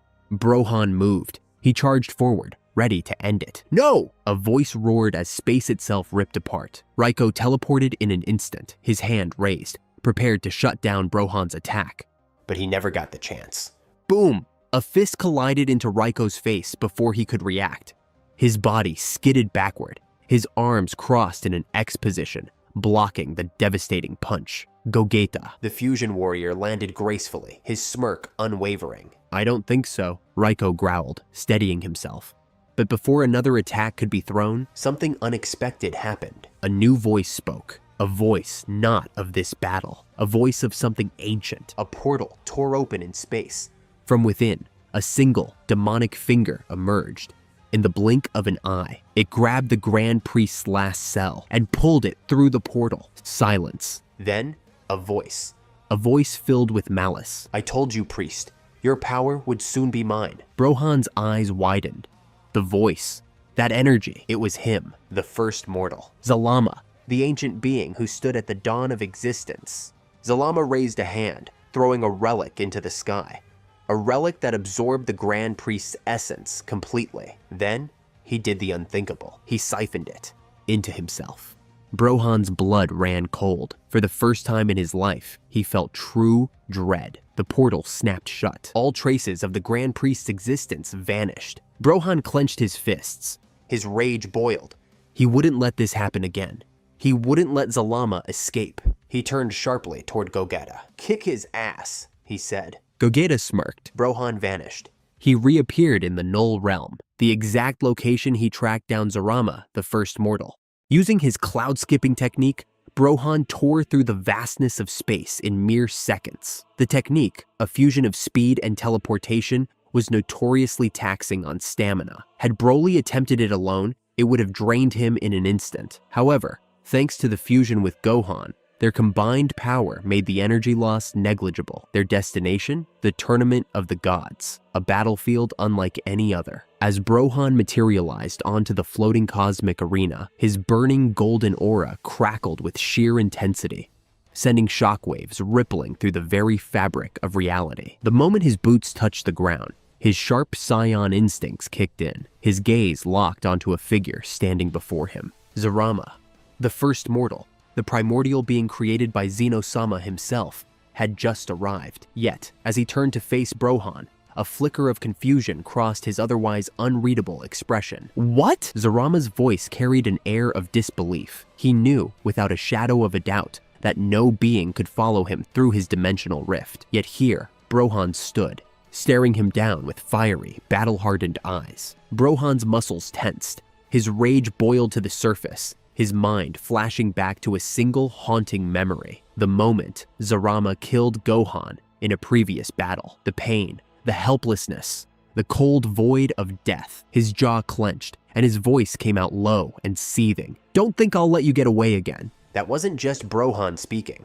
That was Gohan, the lingering remnants of his former self, the unrelenting spirit of a warrior who had been robbed of his future. Zarama smirked, folding his arms across his chest. "Foolish mortal," he scoffed, his voice laced with condescension. "It seems you have no idea who you're dealing with. Allow me to enlighten you." The air around him distorted as his divine energy fluctuated, warping the very space-time fabric around them. "I am Zarama, the first mortal, created by Zeno-sama himself, an immortal being. I cannot be killed. I cannot be harmed." A sinister chuckle escaped his lips as he looked down at Brohan, his eyes filled with arrogance. But Brohan didn't care. Words meant nothing to him anymore. Actions spoke louder.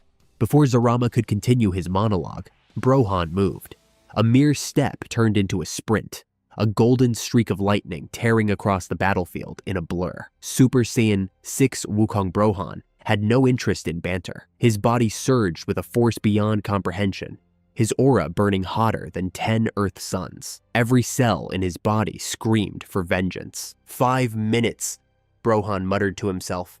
"That's all the time I've got. If I can't end this now." He shook the thought away. There was no room for doubt. Zarama smirked, raising a hand in invitation. "Come, Saiyan." He had planned to stall for time. After all, he had just absorbed the Grand Priest, a feat thought impossible. The sheer magnitude of his new power required time. Time to adjust, to harness, to control. That was why he fled after the absorption. But now, with Brohan charging toward him, he had no choice but to fight. The moment Zarama blinked, Brohan was already upon him. A planet-shattering punch erupted from Brohan's fist, the force behind it enough to shatter moons and split atmospheres. The air itself ignited in flames from the sheer heat of his energy. Steam hissed from his knuckles, his golden aura blazing like a divine inferno. Zarama, unfazed, raised his palm to intercept the blow. He had predicted this. He had anticipated shutting down the attack with minimal effort. But reality had other plans. Boom! The moment Brohan's fist connected, Zarama was blasted backward like a bullet from a gun. His body rocketed through the air, his smirk vanishing as pure shock overtook his features. He hadn't just been hit, he had been overpowered. "What?" he roared, his voice filled with disbelief. Impossible. Brohan didn't give him a second to recover. He vanished, disappearing in a flicker of speed, before reappearing mid-air, just above Zarama's tumbling form. His hands were already moving, forming a barrage of rapid ki punches. His fists became a blur, each strike exploding like nuclear warheads upon impact. Every punch carried the force of a collapsing star, sending shockwaves rippling across the battlefield. Zarama barely managed to weave through the onslaught, blocking where he could, but the sheer speed, the ferocity, was overwhelming. Brohan's leg shot forward. A devastating roundhouse kick connected with Zarama's ribs, sending him spiraling downward. The moment his body hit the ground, the entire arena shook, cracks webbing across its surface as debris erupted into the air. Yet, as the dust settled, a low chuckle echoed from the crater. Zarama slowly rose to his feet, wiping a trickle of golden ichor from his lip. His smirk returned, but his eyes had changed. Zarama was struggling to comprehend it. His power was vast, unfathomable. He had absorbed the god of destruction Belmod, the primordial demon, God Azazel, and even the Grand Priest himself. The culmination of their energy coursed through him, making him stronger than almost any being in existence.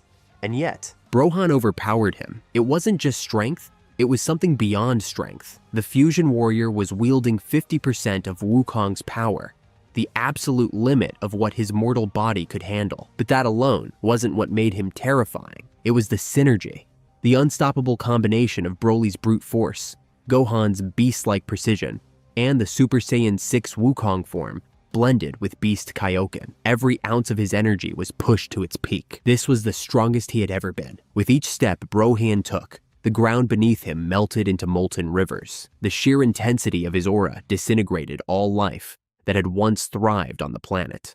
Wildlife, creatures, vegetation, erased in an instant. If not for Brohan's strict control, the very planet itself would have been reduced to ashes. At this moment, he was a god in a mortal body. Zarama clenched the air itself, using sheer will to halt his momentum. His mind sharpened, readying for his counterattack. But before he could make a move, wham! A backhand strike from Brohan cracked through space-time itself. Zarama's body was flung downward, spiraling out of control. His form became a blur of golden light as he collided with the battlefield, shattering the foundation of the arena. Before he could even react, Brohan was already there. The fusion warrior dropped from the sky like a meteor, his aura a blazing sun, his silhouette almost impossible to distinguish in the golden flames. The beating began. A barrage of 1,000 consecutive Kai-infused strikes detonated against Zarama's body. Each impact sent shockwaves rippling through the multiverse. Every punch carried the force to obliterate entire solar systems. And yet Brohan wasn't holding back. Boom, boom, boom. Each strike felt like an unstoppable tidal wave, crashing down with such force that the tournament of the gods arena, the same arena that had withstood Ultra Instinct Goku versus Jiren, was collapsing under the pressure. The battle had gone beyond the battlefield itself. Chunks of the tournament ring splintered into the cosmos, the warriors now fully fighting in open space. But Brohan didn't care. Thanks to Gohan's mastery of ki, he could breathe and move freely even in the vacuum of space. Meanwhile, Zarama's body was reeling, struggling to comprehend what was happening. Impossible! He gasped, barely able to form words as blood poured from his mouth. The once proud first mortal, the so-called immortal being, was in pain, real pain. His mind raced. I am immortal. How can I, Zarama, be taking damage? Why do his attacks hurt so much? Brohan's breathing was controlled, calm, his eyes burning with golden fire, locked onto Zarama like a predator watching its prey. Your problem is simple, Brohan growled, his voice a mix of Broly's raw aggression and Gohan's razor-sharp focus. You've spent too long hiding behind borrowed power. Zarama hovered in space, his body twitching as he wiped away a streak of glowing violet blood from the corner of his mouth. Around him, the remains of the tournament drifted in the void, pieces of molten rock and debris floating in weightless suspension. His red eyes, once filled with arrogance, now burned with something else. Disbelief. Fury. For the first time in millennia, he felt true pain. The same pain he had once experienced when Zeno-sama defeated him eons ago. His immortality, it wasn't the absolute kind. Unlike the Grand Priest, whose body could regenerate limitlessly. Zarama's form fell under a different category of immortality. His life wasn't tied to an endless healing factor. Instead, his immortality was dependent on ancient relics and rituals, the very same relic he had used to absorb the essence of countless divine beings. That was the key, and he knew it. "I need more time," Zarama whispered, his voice strained. If only he had more time to fully hone the Grand Priest's essence. If only he could fully assimilate the power. Then he would be untouchable. Gohan floated in the void of space, his golden aura burning so intensely that it eclipsed the distant stars. The sheer energy radiating from his body warped reality itself, sending distorted ripples through the cosmos. His chest rose and fell in measured breaths, his massive frame coiled like a spring, ready to strike. His heterochromatic eyes, one black, the other emerald green, locked onto Zarama with unyielding intensity. Every nerve in his body screamed at him to move, to attack, to finish this fight before the fusion ran out. 3 minutes. That was all the time he had left.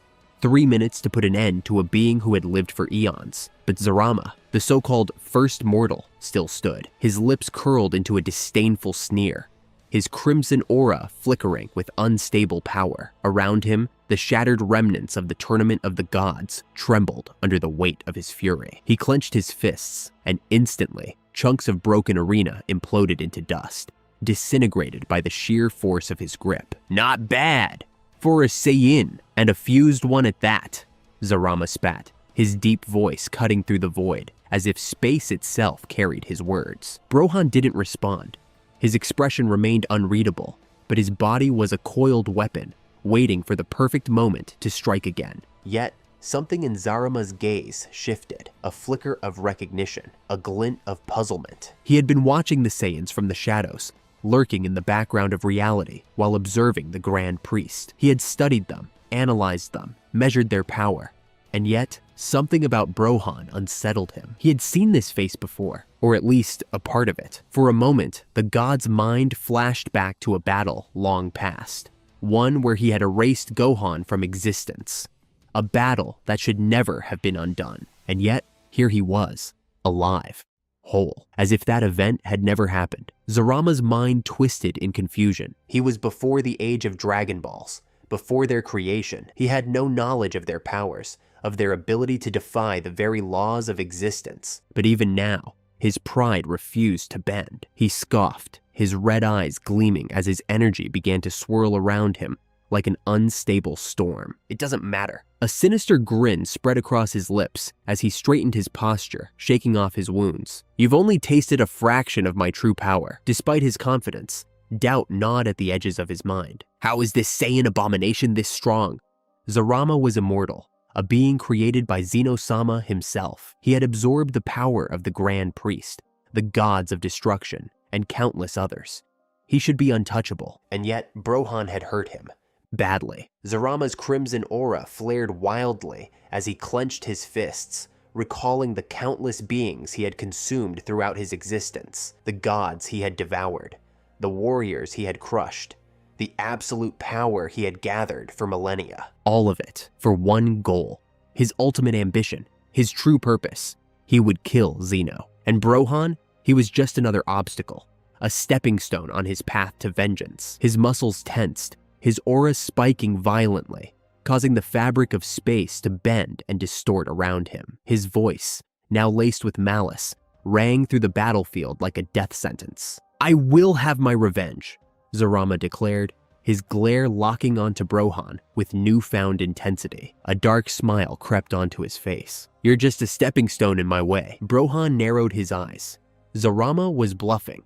He could see it, the way Zarama carried himself, the false bravado in his voice. He was trying to buy time. But time was something Gohan didn't have to spare. His grip tightened into a fist as his voice rumbled through the void, shaking the very fabric of space. "No more running, Zarama." Gohan's tone was absolute, filled with finality. "I'll end you here and now." His stance shifted. One hand curled into a tight fist beside his face. His center of gravity lowered. It was Piccolo's stance, one that had been drilled into Gohan through years of training. But Brohan was not just Gohan. The raw, unchained savagery of Broly coursed through him as well. A perfect balance. Disciplined technique fused with berserker power. Golden Ki swirled violently around him, outlining a spectral great ape behind his figure. The Wukong spirit roared, silent yet deafening, its sheer presence distorting reality as it emerged from his Super Saiyan 6 aura. And then, he moved. A furious battle cry erupted from his throat as he vanished, his body moving so fast it appeared as if he had blinked out of existence. Zurama barely had time to react. A violent shockwave tore through the cosmos as Brohan's axe kick came crashing down from above. Boom!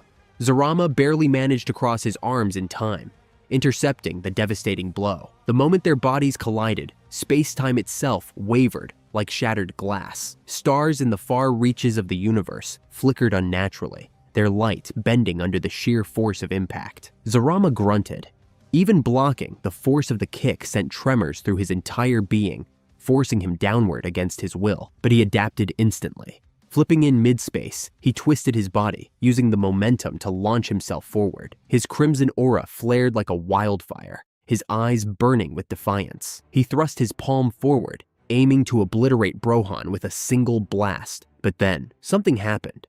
A streak of burning violet light pierced through the void, heading straight for Zurama, a special beam cannon. Zurama's instincts screamed at him. He hadn't sensed it at all. It had come out of nowhere. With milliseconds to react, he snapped his palm outward, firing a blast of his own to intercept the attack.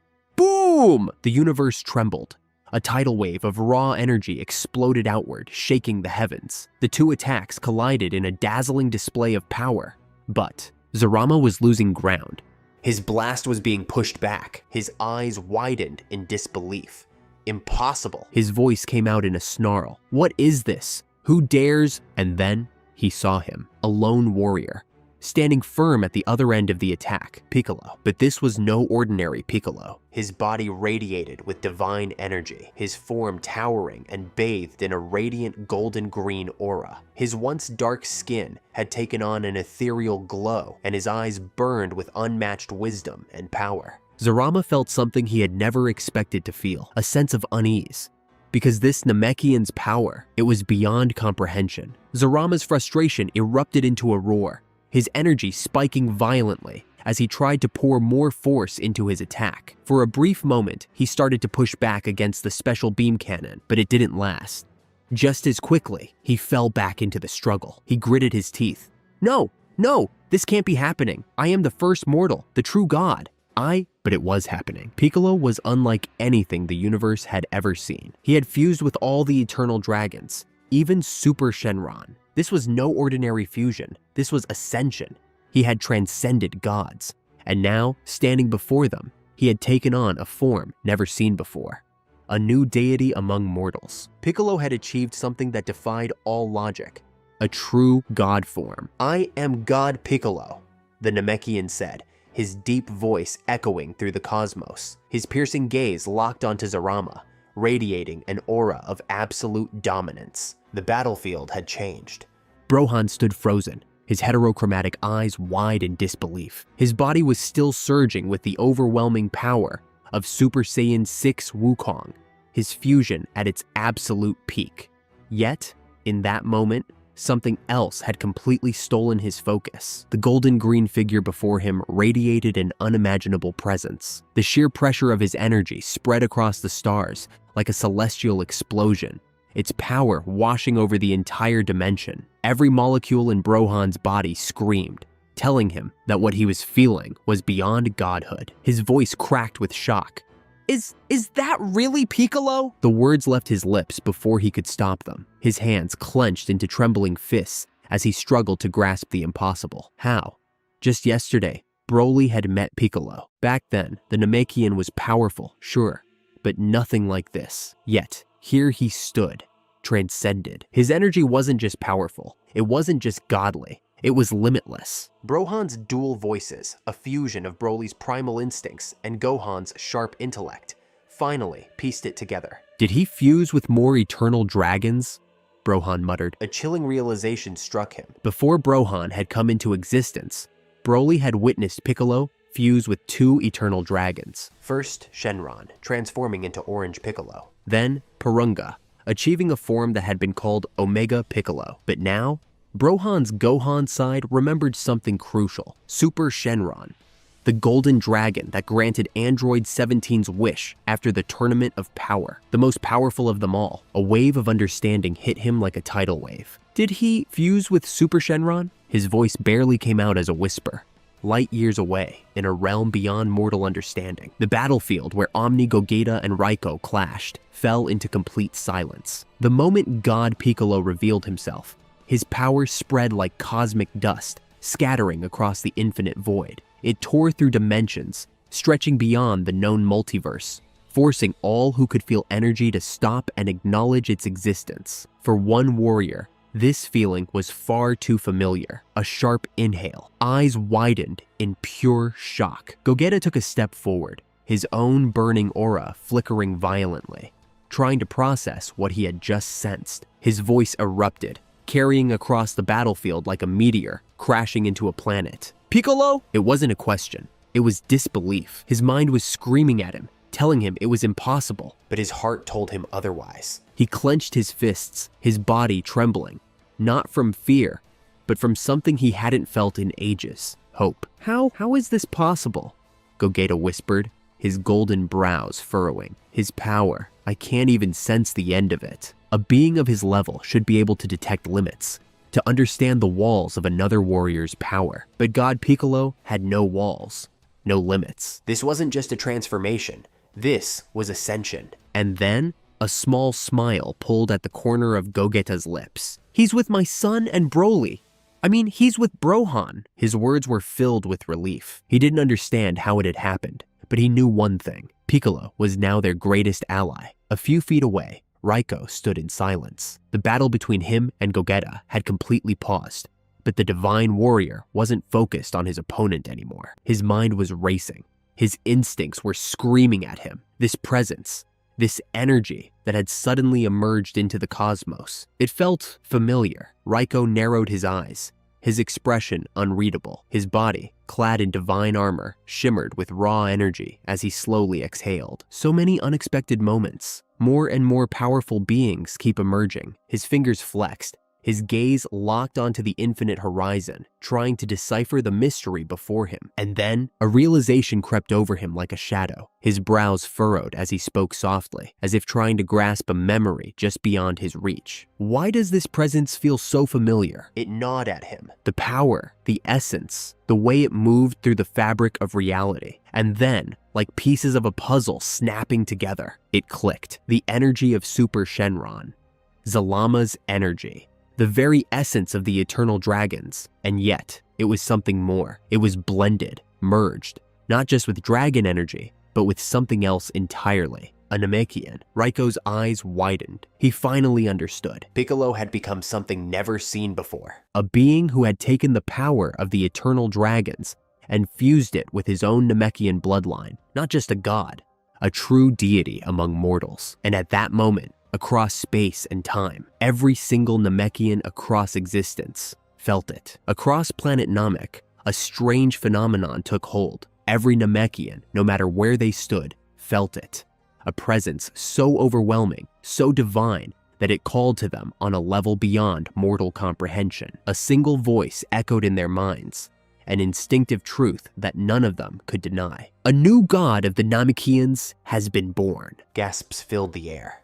Heads snapped to the heavens, their usually calm expressions replaced with shock and awe. It was as if the very sky itself had spoken to them. Then, without hesitation, without a second thought, every Namekian dropped to one knee. Even though they did not fully understand what had just happened, they knew. A hunch, a feeling deep within their souls. Their king had returned. From the highest cliffs of Namek, Elder Guru stood, his ancient eyes staring into the sky with reverence. His massive form trembled slightly, not from fear, but from the weight of the moment. His voice, filled with both pride and disbelief, echoed across the land. "Piccolo," he murmured. "He has truly done it." The Namekians around him listened with rapt attention, their hearts pounding. Somehow, he has found and fused with all the eternal dragons, Guru continued, his voice growing louder. Something that should have been impossible, something that should have killed him. A silence stretched across the land.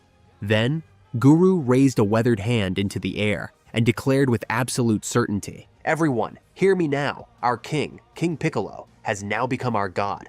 All hail God Piccolo." The response was immediate. A roar of voices erupted across Namek, the chant of millions shaking the very foundation of the planet. All hail God Piccolo. The words carried through the atmosphere, into space, and beyond. Even those who had never called Piccolo their leader, warriors, Namekian villagers, young and old alike, knew deep down that the fate of their race had changed forever. Among the gathered crowd, the remaining Z warriors, the few still alive and stationed on Namek, watched in stunned silence. Bulma, usually quick with a remark, could only stare in awe, barely able to process what she had just heard. Her voice came out in a whisper. God, Piccolo? Even from across the universe, those who knew Piccolo felt the shift. The Namekian who had once stood in Goku's shadow, who had once been nothing more than a rival turned ally, had now become something far greater than any of them could have ever imagined. But as the weight of Piccolo's new power settled in, one thought lingered among them all. Would it be enough? Because if they failed now, it wouldn't just be their world that was lost. Everything in existence would be erased. The battlefield in the Null Realm trembled under the weight of Piccolo's presence. For the first time, Zarama, the first mortal, was not the center of attention. All eyes were now locked onto God Piccolo, the Namekian, who had transcended his mortal form. Across from him, Brohan stood firm, still burning with the power of Super Saiyan 6. His golden aura cracked and surged like a raging inferno, but even he had to acknowledge it. This Piccolo was different. The fused warrior smirked slightly, still wrapping his head around it all. "What should I call you?" Piccolo asked, his deep voice calm yet commanding. He could tell instantly that this was a fusion. The energy was familiar. He knew both warriors who made up this being. Brohan chuckled, shaking his head slightly as he lifted a glowing fist. "Call me Brohan," he replied confidently, a smirk forming on his face. And just like that, another warrior had joined the battle. Side by side, they stood. Super Saiyan Ultra Brohan, God Piccolo. The battle for existence was far from over, but now the tides had shifted. 24 hours earlier, one day before this legendary moment, Piccolo had set out on a journey. He had boarded one of Bulma's spacecrafts, prepared for the most dangerous mission of his life. Using Bulma's latest invention, the Universal Radar, he had tracked down the first set of Eternal Dragon Balls. His target? A planet at the far edge of the cosmos, Planet Cereal, or rather, what was once Planet Cereal. After the Heaters, under Frieza's empire, had taken control of the world, they had sold the planet to the Shigarians. It had since been renamed Planet Shigarians, and it was here, on this distant world, that Piccolo would begin his transformation, the first step to becoming a god. Planet Cereal, now renamed Planet Shigarians, rotated in silent dusk beneath Piccolo's feet. High in the thin atmosphere, his sharp amber eyes surveyed the world below, his white cape billowing behind him like a war banner. The planet was caught between two eras, one of past destruction, the other of reluctant reconstruction. New cities and cultivated fields stretched across the land, built by the Shigarians who had settled here. Yet the scars of its brutal past remained, etched into the landscape like ghostly echoes. Decades ago, this world had belonged to the Cerealians, a people wiped out by Frieza's empire at the hands of the Heaters, a ruthless family of brokers. They did the genocide, sold the empty planet to the Shigarians, and now controlled its economy with an iron grip. Even under its new name, Frieza's influence loomed in the shadows, and the Heaters still ran the show. Piccolo clenched his fist. That was about to change. He took a slow breath, his power humming beneath his skin like a dormant storm. With the combined might of Shenron and Porunga already infused into his being, he could unleash forces capable of shaking reality itself. His orange and omega forms lay waiting beneath the surface. But now wasn't the time. He kept his Kai hidden, suppressing it to near nothingness as he extended his senses. The planet pulsed with life. Hundreds of energy signatures flickered below, Shigarians moving about their settlements, their power minuscule, barely noticeable. But among them were stronger presences, jagged and raw, like thorns in an otherwise peaceful field. The Heater's agents, perhaps the Heaters themselves. If the Cerealian Dragon Balls were here, they'd be hunting them. He had to move carefully. With a silent nod to himself, Piccolo drifted downward, passing through layers of twilight-colored clouds. The air thickened as he descended, the dim light of the planet's artificial cities casting an eerie glow against the ruins that still stood, a chilling reminder of the massacre that had come before. As night fell, he reached the outskirts of a Shigarian settlement. From the shadows of a crumbling stone archway, one of the last remnants of Cerealian architecture, Piccolo watched. The streets bustled with activity, but there was no joy in the movement. Small, round-bodied Shigarians scurried beneath the neon-lit pathways, their pastel-colored skin illuminated in the artificial glow, but their eyes stayed low, their expressions burdened with fear. Their world was not their own. His gaze flicked to a pair of burly Heater enforcers standing at the edge of a small marketplace, looming over a trembling Shigarian merchant. "Please, I just need a little more time," the Shigarian stammered, clutching a basket of supplies to his chest. The larger enforcer, a hulking reptilian alien, snarled and swatted the basket aside, scattering its contents across the ground. "Rent's overdue," he growled. "Alec doesn't like waiting. Maybe we take it out of your hide instead." His partner, a tall, scarred humanoid, leaned in closer, his voice dripping with mockery. "You're lucky we don't report your shortfall to Lord Frieza's empire." His smirk widened as he saw the Shigarian's face pale. "You know what happens to uncooperative little critters." At the mention of Frieza, the Shigarian squeezed his large, tear-filled eyes shut, his small hands trembling. Piccolo had heard enough. Before the enforcer's clawed hand could strike, a green hand shot out of the darkness and clamped down on his wrist. The thug yelped, his massive frame jerking in surprise. He hadn't even sensed him. "I believe he asked for more time." Piccolo's voice was low, calm, measured. The enforcer's thick brow furrowed in confusion. His slitted eyes darted up toward the tall, cloaked figure standing behind him, his amber gaze cold and unyielding. "The Namekian." "Gah! Let go!" the reptilian hissed, struggling to wrench his arm free, but it was like trying to move a mountain. The scarred enforcer reacted instantly, lunging forward and swinging a metal baton aimed at Piccolo's head. He never made contact. Piccolo swatted the weapon aside without even turning, the impact cracking through the air like a thunderclap. The enforcer was sent skidding backward, jaw clenched in pain and disbelief. The reptilian thug snarled and reached for his blaster. A red energy beam shot out point blank, striking Piccolo square in the chest. The energy fizzled against his GI, leaving nothing but a smoldering scorch mark. When the smoke cleared, Piccolo still stood unmoved. His gaze was locked onto the gunman, a flicker of disappointment in his eyes. Fear crept onto the thug's face. His fingers trembled on the trigger. What are you?"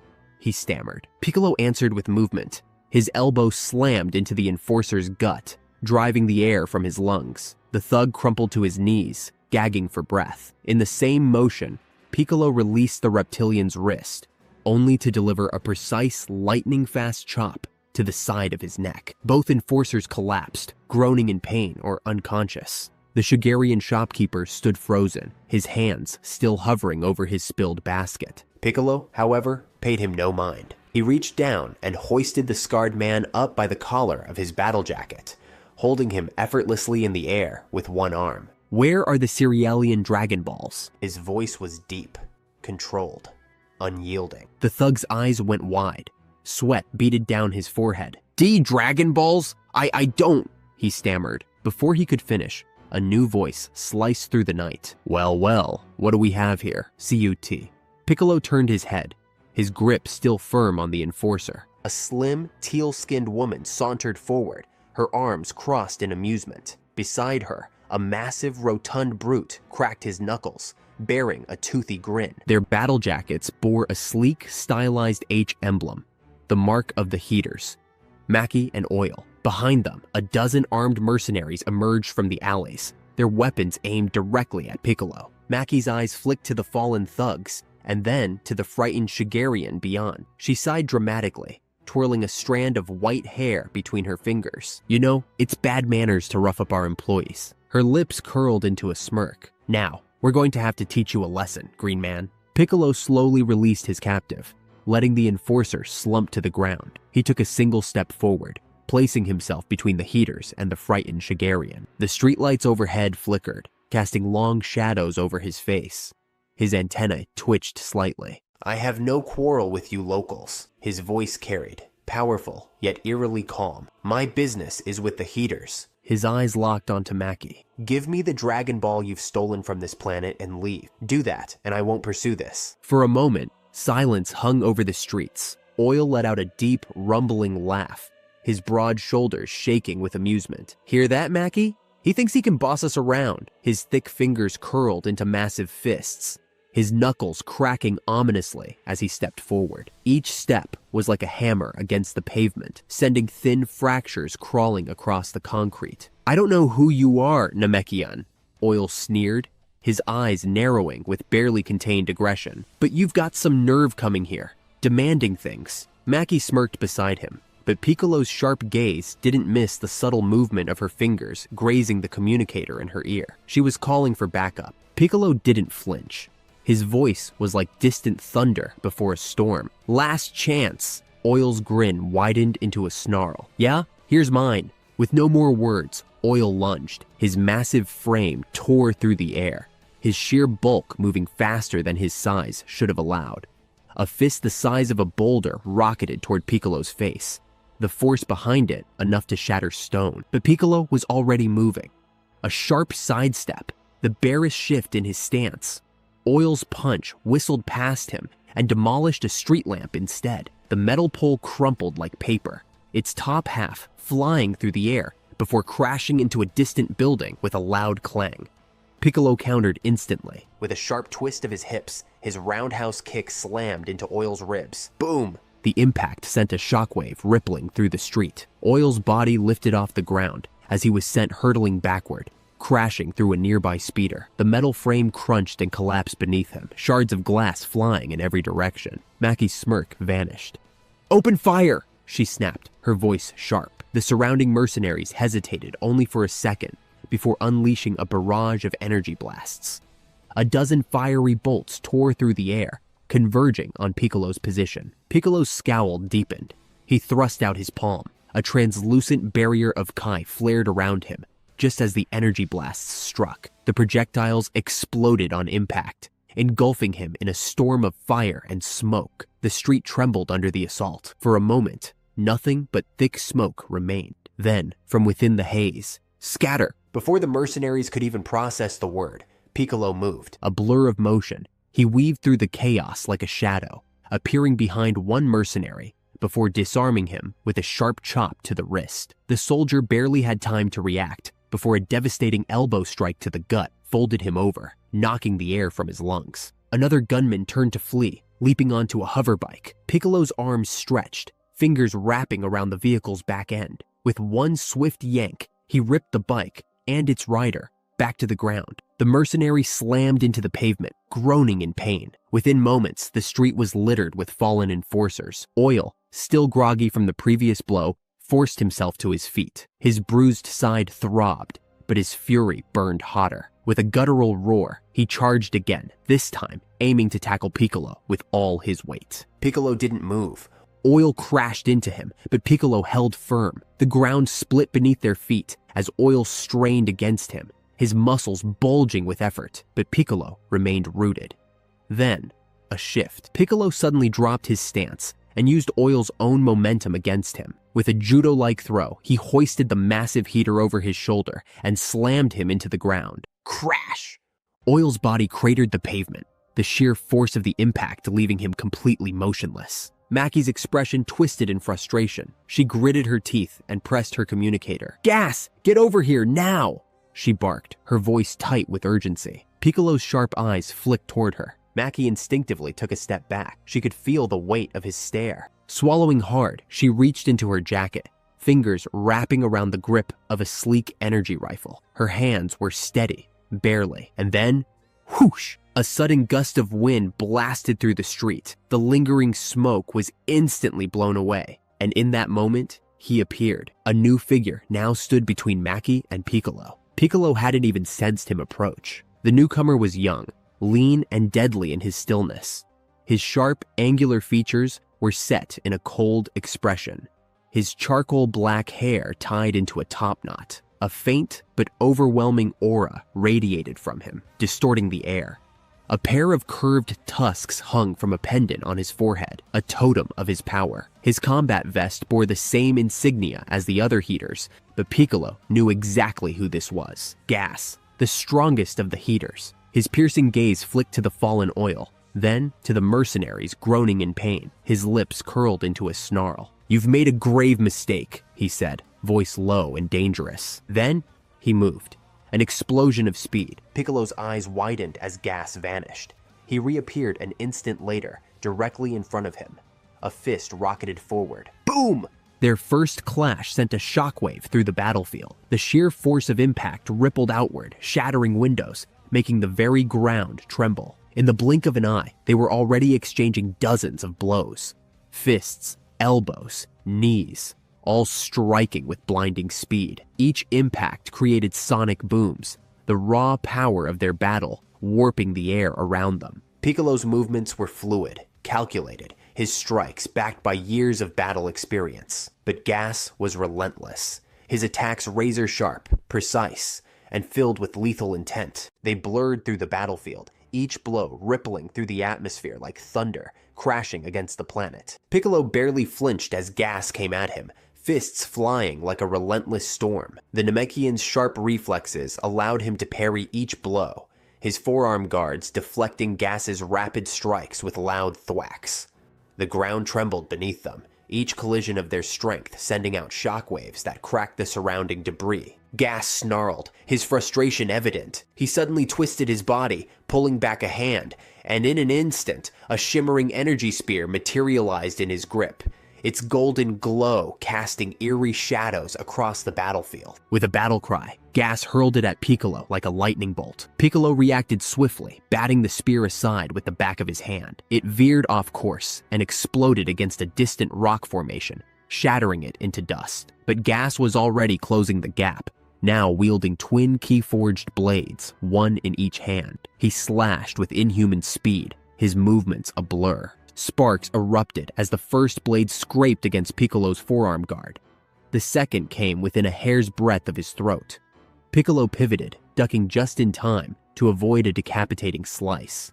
Without hesitation, he retaliated, his mouth opened wide, a brilliant mouth blast charging in his throat. Boom! A column of golden energy burst forth, point blank, slamming into Gas's torso. The explosion sent him rocketing backward, tearing through a crumbling stone wall before he disappeared into the wreckage. A thick cloud of dust filled the air. For a moment, all was still. Then, a furious roar split the silence. The rubble exploded outward as Gas emerged, his chest scorched, but his rage undiminished. His breathing was ragged, his veins bulging with barely contained fury. With a snarl, he reached for the pendant on his forehead. His fingers trembled for a brief second. Then he ripped it off. A sudden, violent pulse of energy shook the battlefield. Gas's body convulsed as his muscles expanded grotesquely, his arms thickening with raw power. His sclera darkened, his pupils glowing a feral yellow. With a sickening crack, two curved horns erupted from his forehead. His once calculated expression now twisted into something primal. His power exploded, sending arcs of lightning tearing through the battlefield. The ground beneath him shattered from the sheer force radiating off his body. With a demonic roar, Gas lunged. Piccolo barely had time to react before a colossal fist slammed into his face, sending him skidding backward. Another blow crushed into his stomach, folding him in half, before he was hurled through a thick stone column, reducing it to rubble. The Namekian grunted, rolling to a stop, as a thin trickle of green blood ran down his chest. Gas's energy blade had grazed him, but Piccolo wasn't worried.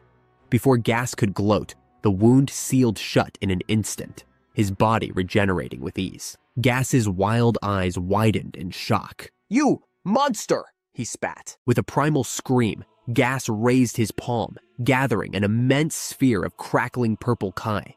The energy compressed into a swirling mass, its size expanding until it dwarfed them both. The sheer pressure made the air feel heavy. With a snarl, Gas hurled the devastating attack. Piccolo's eyes narrowed. He knew if that blast hit the ground, it would annihilate everything. Without hesitation, he shot into the sky, drawing the attack away. The massive energy sphere followed him, chasing him like a predator hungry for destruction. High above the ruined city, Piccolo came to a sudden halt, twisting to face the approaching doom. He clenched his fists. His aura erupted. A surge of raw power coursed through him as his skin shifted to a fiery orange hue, his muscles swelling with newfound strength. The very air warped around him from the sheer force of his transformation. Orange Piccolo had awakened.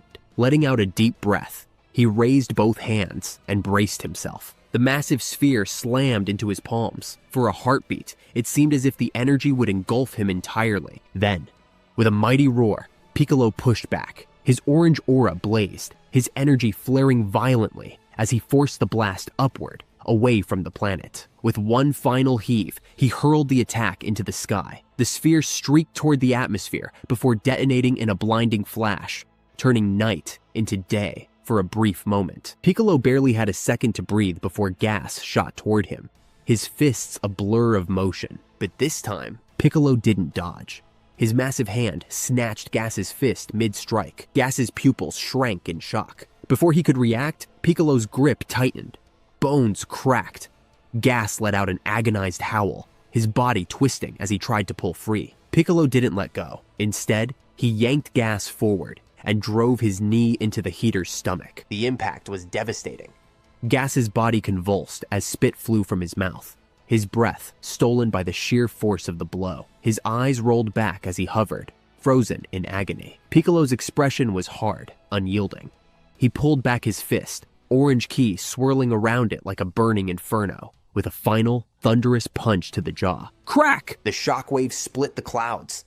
Gas's head snapped back, his body going limp as his berserk form shattered. His aura flickered, then vanished. Unconscious, Gas plummeted from the sky, crashing into the earth with a resounding boom, a smoking crater forming where he landed. A hush fell over the battlefield.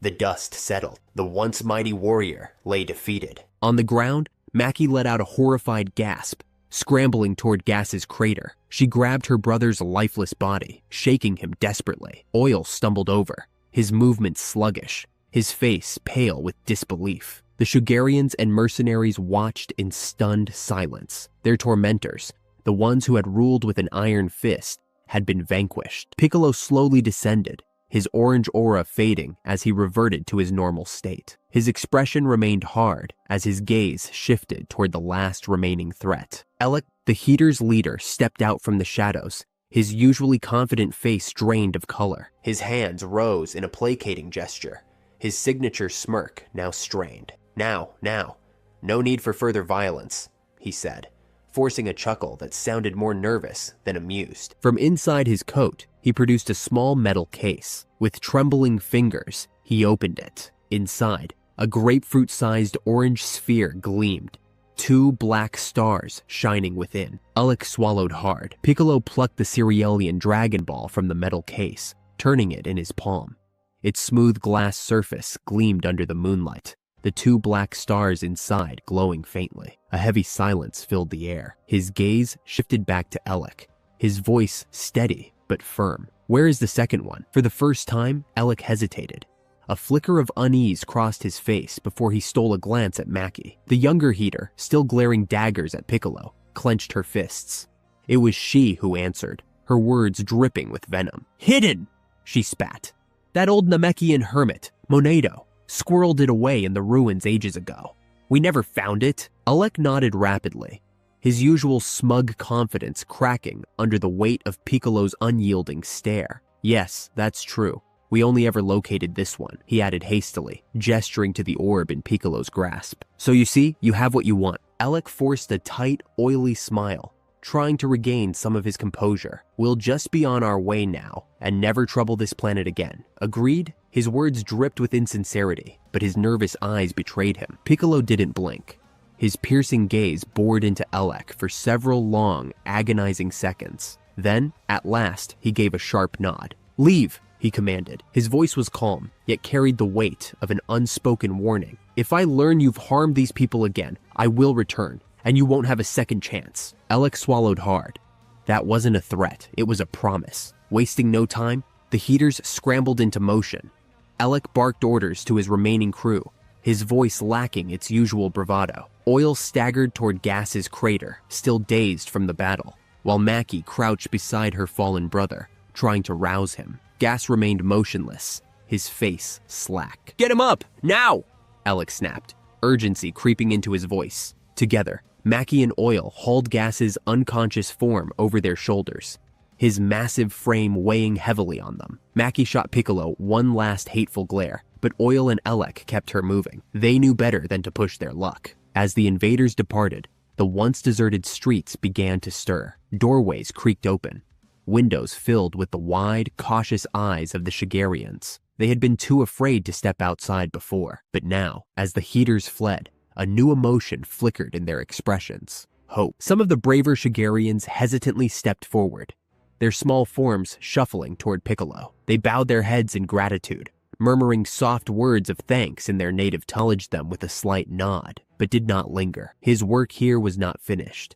There was still one more Dragon Ball to claim. Piccolo soared over the hills outside the city, his keen senses locked onto a faint but familiar energy signature. It wasn't long before he found what he was looking for. Nestled amid the ruins of an ancient Cerealian temple, a small, weathered hut stood alone beneath the stars. Time had worn its wooden walls, and a thin trail of smoke drifted lazily from a crude chimney. This was the home of Monaito, the old Namekian hermit. Before Piccolo could knock, the door creaked open. An elderly Namekian stepped out, his green skin weathered with age. His long, white beard swayed slightly in the night breeze.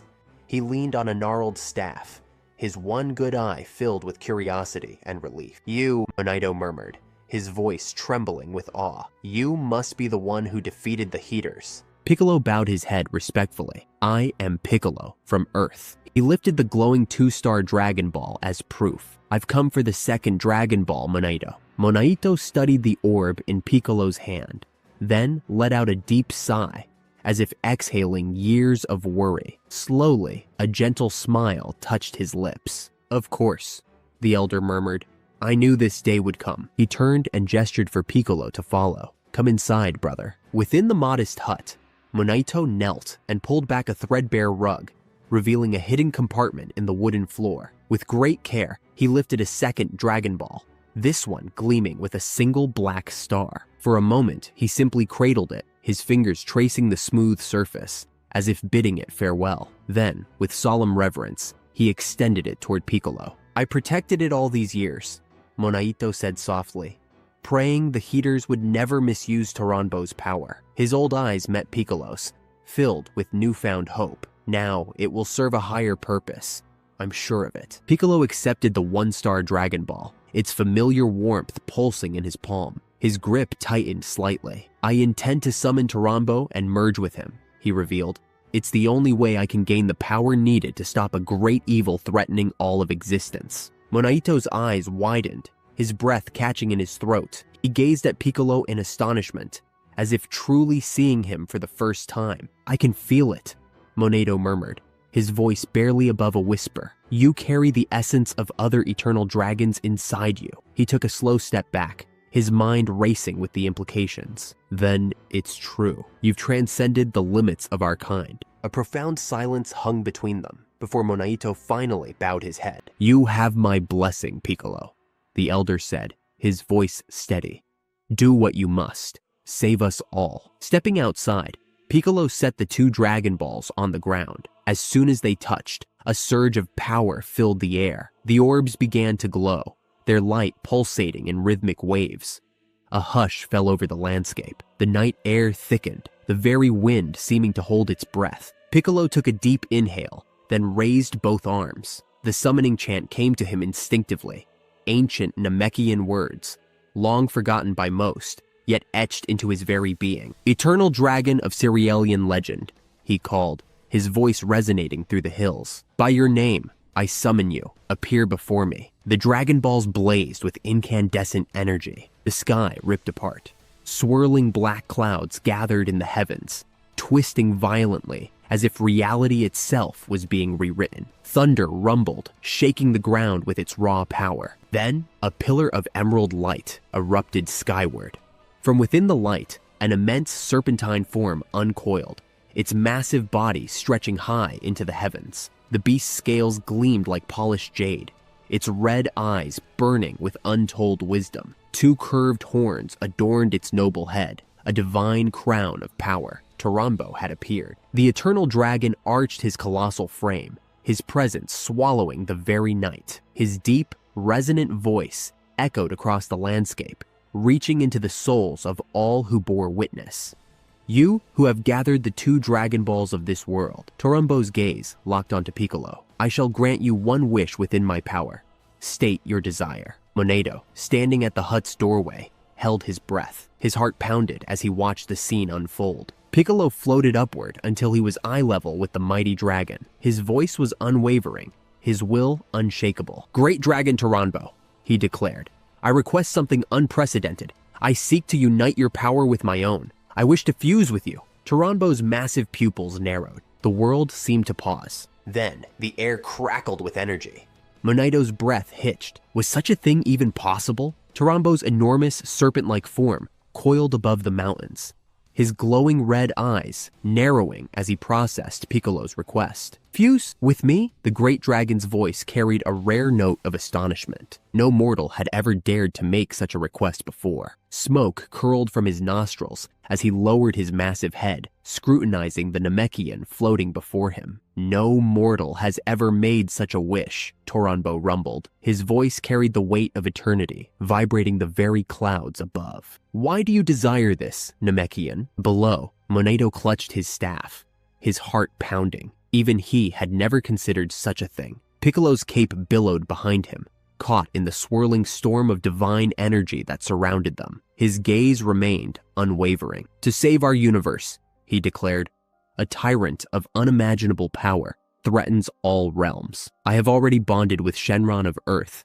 and Purunga of Namek. With your strength added, I will ascend beyond any mortal, beyond any god, and stop this evil. Tarambo let out a deep, guttural growl, the sound like distant thunder. He could feel the truth in Piccolo's words. This warrior, this Namekian, already carried the sacred energies of his draconic kin within him. The essence of the eternal dragons pulsed inside Piccolo's very being, swirling in a way that no mortal had ever contained before. On the ground, Monaito stepped forward, lifting his hand. His expression was one of certainty, of trust. It's all right, old friend, he called up to Tarambo. His voice, though aged, was steady. I trust this warrior. Give him your power. Tarambo's fierce gaze softened at his creator's words. Very well, the great dragon finally proclaimed.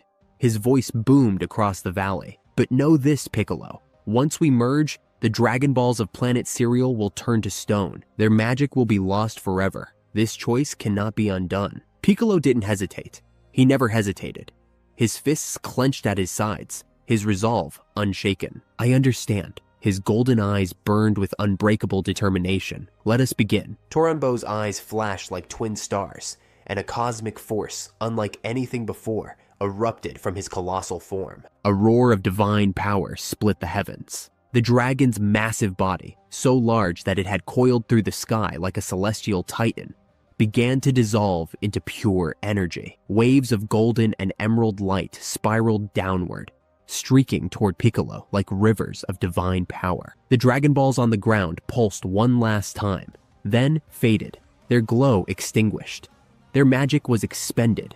They fell dark and lifeless, turning to nothing more than inert stone. Monito shielded his face, stepping back as hurricane force. The raw energy pouring into him shook the entire valley. Mountains trembled. The very fabric of reality seemed to ripple. Piccolo threw his head back as an earth-shaking roar erupted from his lungs. His body became engulfed in a spiraling cyclone of divine ki, its brilliance so intense that it erased the shadows of the night. It was as if a second sun had been born. For a fleeting moment, Piccolo vanished, consumed by the overwhelming radiance. Monaito stood frozen, eyes wide, watching as the energy storm finally began to subside. Slowly, the light dimmed, revealing a figure emerging from its core. And when the transformation was complete, Piccolo hovered there, changed. At first glance, he looked much the same.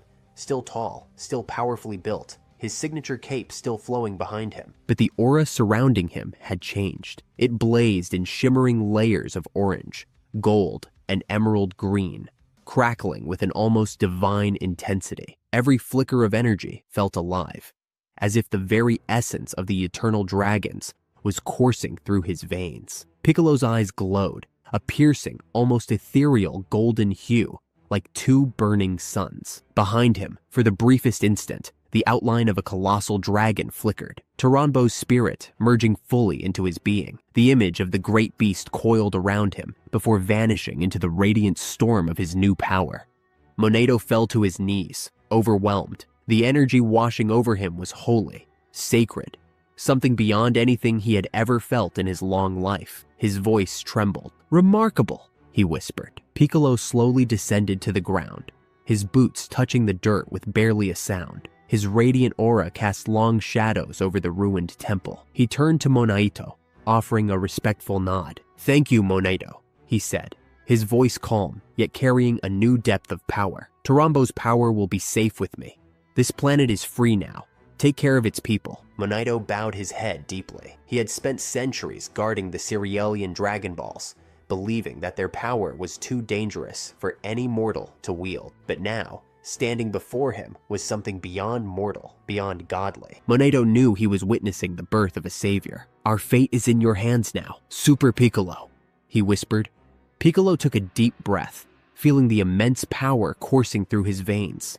It was unlike anything he had ever known. The strength of three eternal dragons, Shenron, Porunga, and Taranbo, now resided within him, and with them came knowledge. An ability within him stirred. His hand rose instinctively, fingers tracing an invisible shape in the air. He didn't think, he simply understood. The air itself bent around him. A golden light shimmered at his fingertips as he wove a pattern of energy.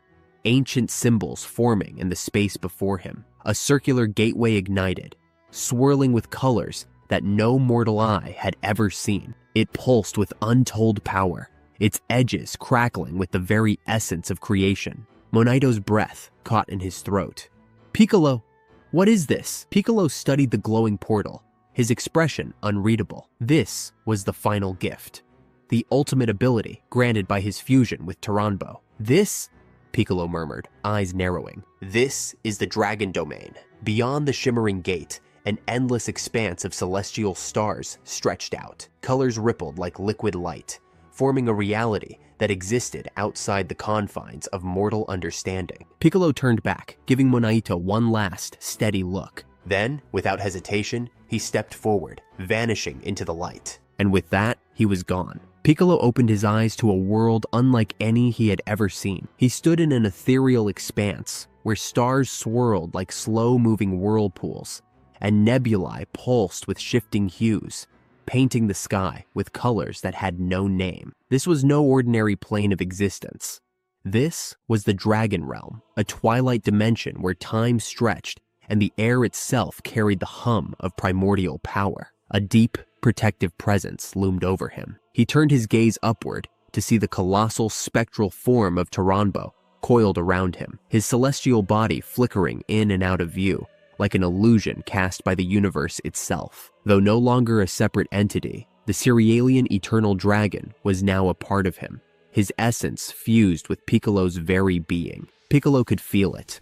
Taranbo's wisdom, strength, and spirit flowing through his Kai like a second heartbeat. And already, his body had begun to change. Faint draconic markings, thin, glowing sigils of emerald and gold, etched across his forearms, flickering with every pulse of his energy. His eyes, once sharp and piercing, now gleamed with a golden hue, burning brighter whenever Taranbo's power surged within him. He clenched his fists, feeling the sheer magnitude of the transformation. This was more than just an evolution of strength.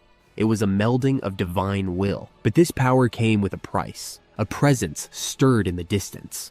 No, multiple presences. Piccolo exhaled, steadying himself as a cosmic wind drifted through the realm. By taking in Toranbo's power, he had crossed a threshold, stepping into the domain of all eternal dragons.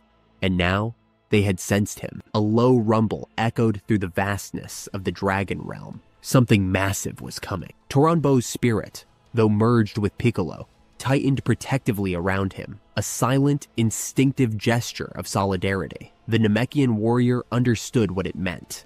This was only the beginning. He had come not to conquer these dragons, but to earn their trust. Yet, the weight of what lay ahead pressed on his shoulders like a cosmic burden. If I fail here, Piccolo thought, his expression hardening, all of existence could fall to Zalama. The fate of the entire cosmos rested on this moment. The cosmos trembled as two titanic shapes emerged from the distant stardust, their colossal bodies materializing from the void. To Piccolo's right, a serpentine green dragon with piercing red eyes and majestic antler-like horns slithered into view. His form was cloaked in black smoke, his body flickering with malevolent energy that bled into the air like ink in water. Black Smoke Shenron. To Piccolo's left, a towering red dragon erupted into existence with a burst of crackling power. His body was thick with coiled muscle, his form built like an unstoppable force of nature. His eyes, gleaming with an intense crimson, locked onto Piccolo with unrestrained suspicion. Ultimate Shenron. They loomed over him, their energy ancient and boundless, as old as the stars themselves. Piccolo immediately felt it. Their power, their dominance over the very laws of existence. The air around him thickened, becoming crushingly heavy under the sheer weight of their ki. These weren't mere dragons. These were elders of creation, entities who had seen civilizations rise and fall, who had shaped worlds and destinies. Neither dragon spoke at first. They simply watched, judging, measuring. Their gaze burned through Piccolo like an unspoken challenge, their unreadable expressions filled with suspicion and something deeper, ancient resentment. Finally, Ultimate Shenron's titanic form undulated as he leaned forward, eyes narrowing. His voice, when it came, was deep, commanding, and relentless, like thunder rolling across the end of time itself. Mortal, why have you come here? Beside him, Black Smoke Shenron let out a slow, hissing breath, his words vibrating through Piccolo's very bones. Your presence here is a stain, Namekian, he said coldly. There was no warmth, no welcome, only suspicion and barely restrained wrath. Ultimate Shenron's crimson eyes flicked toward the fading remnants of Toranbo's form, his gaze quickly shifting to the faint traces of Shenron and Porunga, also merged within Piccolo. That was when his expression hardened. His ki spiked, causing the very stars around them to tremble. Toranbo! Shenron! Porunga? The words left his mouth with disbelief and disgust. You fools allowed this? A low growl rumbled from deep within the red dragon's chest, his golden scales briefly flaring with power. Piccolo could sense it. Ultimate Shenron was ready to strike. Their rage was real. The dragons had lived for eons, existing under laws that mortals were never meant to break. And now, one of their own had fused with a mortal. To them, it was an abomination. Before Piccolo could answer, Ultimate Shenron's eyes sharpened, his voice rising in anger. Did Zalama send you, Namekian? At the mere mention of that name, both dragons bristled, fangs bared, eyes flashing with raw fury. For a moment, Ultimate Shenron's normally scarlet scales shimmered a blazing gold, his rage so great it altered his very form. Black Smoke. Shenron's clawed fingers twitched, his aura darkening, a silent snarl curling his massive jaw. It was obvious. The eternal dragons loathed Zalama. They did not revere him. They did not admire the self-proclaimed dragon god. If anything, they despised him. Piccolo slowly raised his hands at his sides, a measured gesture of peace. He stood his ground, but did not challenge them. I am not Zalama's pawn, his deep voice echoed in the starry void, unwavering. The dragons watched him, waiting. I've come to right the wrongs he committed, Piccolo continued.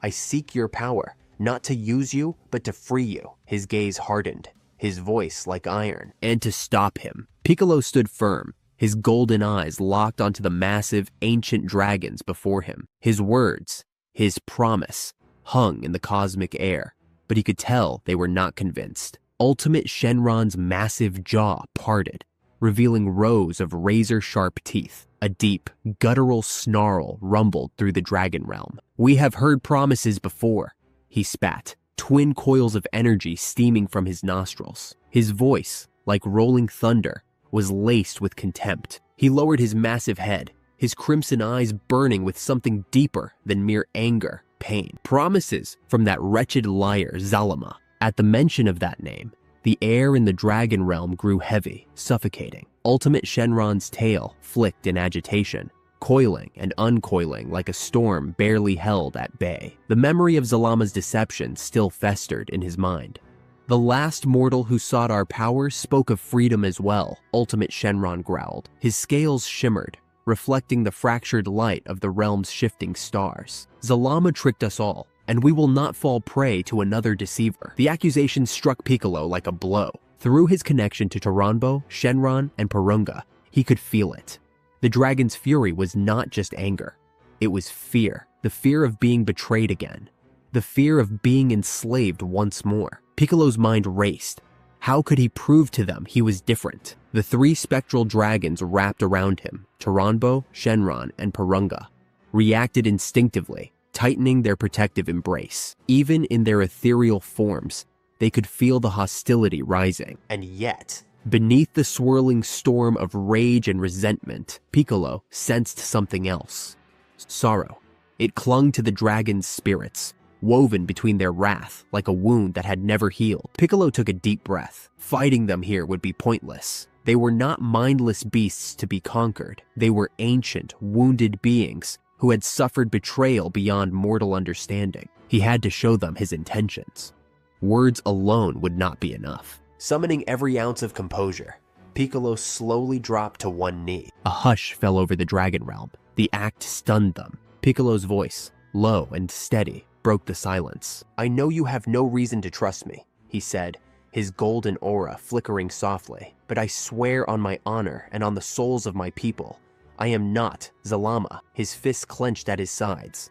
"I do not seek to enslave you, I seek to liberate you from him." Black smoke. Shenron's massive red eyes narrowed, his smoky form swirling in contemplation. The air crackled with tension, but something had shifted. This mortal was different. Piccolo's unexpected humility had caught them off guard. A deep, rumbling hum escaped from Black Smoke Shenron, his expression unreadable. But the hostility that once burned in his gaze had lessened, if only slightly. Still, words alone would not be enough. Ultimate Shenron, though watching carefully, remained unmoved. His coiled body slithered upward, swirling the cosmic mist around them like a celestial storm. If you truly wish to prove you are not like him, Ultimate Shenron's eyes burned with ancient resolve, then you must understand what he did to us. The moment he spoke, the dragon realm itself began to shift. Piccolo's breath hitched as the stars around them bent and twisted. The colors of the cosmos warped, rearranging themselves into something new, something ancient. The past was unfolding before his very eyes. A vision was forming. Before him, the eternal dragons were no longer confined to the orbs. They were free. Piccolo watched in awe as colossal dragon gods swam through the galaxies, their bodies gliding effortlessly through the cosmic void like whales drifting through an infinite ocean. Their scales shimmered under distant suns, each one a celestial titan unmatched in its grandeur. And at their center, a golden leviathan of unimaginable size loomed above all others, his sheer presence dwarfing galaxies. Super Shenron, the progenitor of all dragons, the very first of his kind, his power radiating like a living star. In this vision, the eternal dragons were magnificent and unchained. They were not bound to the wishes of mortals. They were guardians of balance, watchers over existence itself. Piccolo saw their roles clearly. Shenron protected the fragile life of young worlds. Porunga watched over the hopes of the Namekian people. Taranbo guided the fate of the Cerealians, granting them wisdom and strength. And many others drifted through the stars, their missions unknowable to all but themselves. They were benevolent, proud, but even they yearned for something more. "We sought freedom," a voice rumbled through the vision.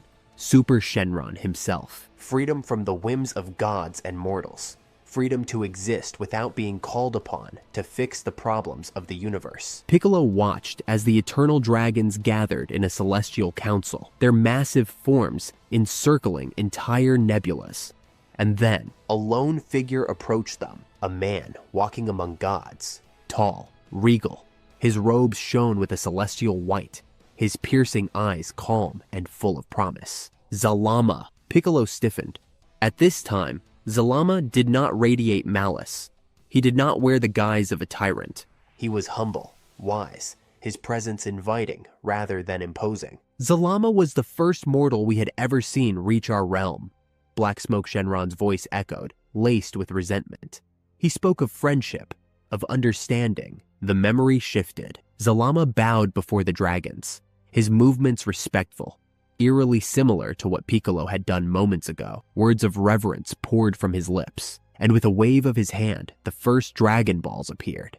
7 colossal orbs swirled into existence, planet-sized and gleaming like captured stars. Zalama's voice, smooth and persuasive, echoed across the vision. Great dragons, I offer you a gift. The dragons watched, uncertain. Zalama gestured to the orbs, his voice like a soothing whisper weaving through the cosmos. These orbs will be your sanctuaries. Within them, you will be beyond the reach of petty gods. The eternal dragons stirred, their massive bodies shifting as they listened. No longer will you be forced to serve at the whims of mortals. You will be free to slumber and dream, and only answer calls when you will it. Piccolo's jaw tightened as he saw the dragons glance at one another. For the first time, hope flickered in their eyes. The idea of rest, of not being forced to answer the endless calls of lesser beings, was tempting. We were deceived, Ultimate Shenron said bitterly. The vision darkened. One by one, the dragons lowered their heads, touching the orbs with their snouts. Their colossal energies flowed into the golden spheres. And then, a pulse of light, a change. The moment they entered the Dragon Balls, everything shifted. Their freedom was gone. The true chains of Zalama's deception had been forged. Piccolo stood motionless, his golden eyes locked onto the swirling vision before him. The past was unfolding in brilliant, shimmering detail, but the truth it revealed was anything but beautiful. Ultimate Shenron's voice rumbled through the Dragon Realm, his words dripping with centuries of bitterness. He told us these Dragon Balls would anchor our power and shield us from the gaze of gods. Before Piccolo's eyes, the eternal dragons, majestic, free, and unshackled, each channeled a portion of their essence into the 7 colossal orbs Zalama had crafted. It was an act of trust, a belief in a promise that had been nothing more than an illusion. The moment the last dragon gave their power, Zalama's face twisted, his once kind and reverent expression curled into a triumphant smirk. Piccolo's jaw tightened. He had seen that look before, the look of a manipulator who had already won. The Dragon Balls pulsed ominously, their golden glow darkening into something unnatural. Without warning, the orbs ripped free, scattering across the cosmos like shooting stars. Then, the chains appeared, luminous bindings, invisible just moments before, suddenly coiled around each of the eternal dragon's forms, wrapping around their celestial bodies like a prison forged from light. The roars of confusion and fury from the dragons shook the entire vision. They thrashed, trying to break free. But it was already too late. They had been trapped.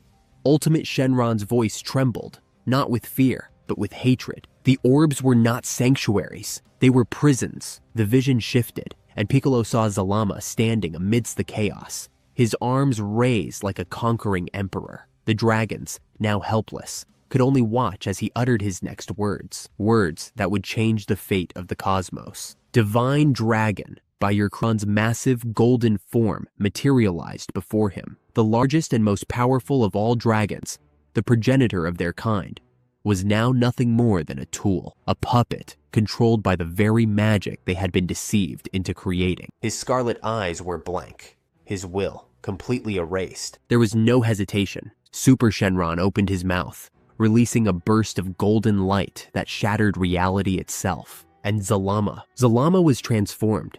The light faded, and there he stood, immortal, all-powerful, untouchable, a god, a king. And the dragons? They were no longer free beings of cosmic might. They had become servants.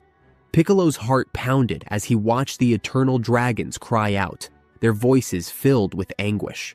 Bound by the magic of the Dragon Balls, they could no longer roam the stars, no longer choose their own fate. Instead, they would only awaken when called by those who possessed the artifacts. And every time they appeared, every time a mortal or god summoned them, there would be a glimmer of pain in their eyes, a reminder that they did not wake of their own free will, a reminder that they were nothing more than wish granters, imprisoned for eternity. This was their freedom? Number. This was slavery. The vision faded, the shimmering colors of the past dissolving back into the swirling stars of the dragon realm. Silence hung in the air. Piccolo slowly rose to his feet, his fists clenched so tightly that his knuckles turned white. His body trembled, not with fear, but with outrage. Zalama! The name escaped his lips in a growl, his voice carrying a venom that he had never felt before. He had known Zalama was ruthless.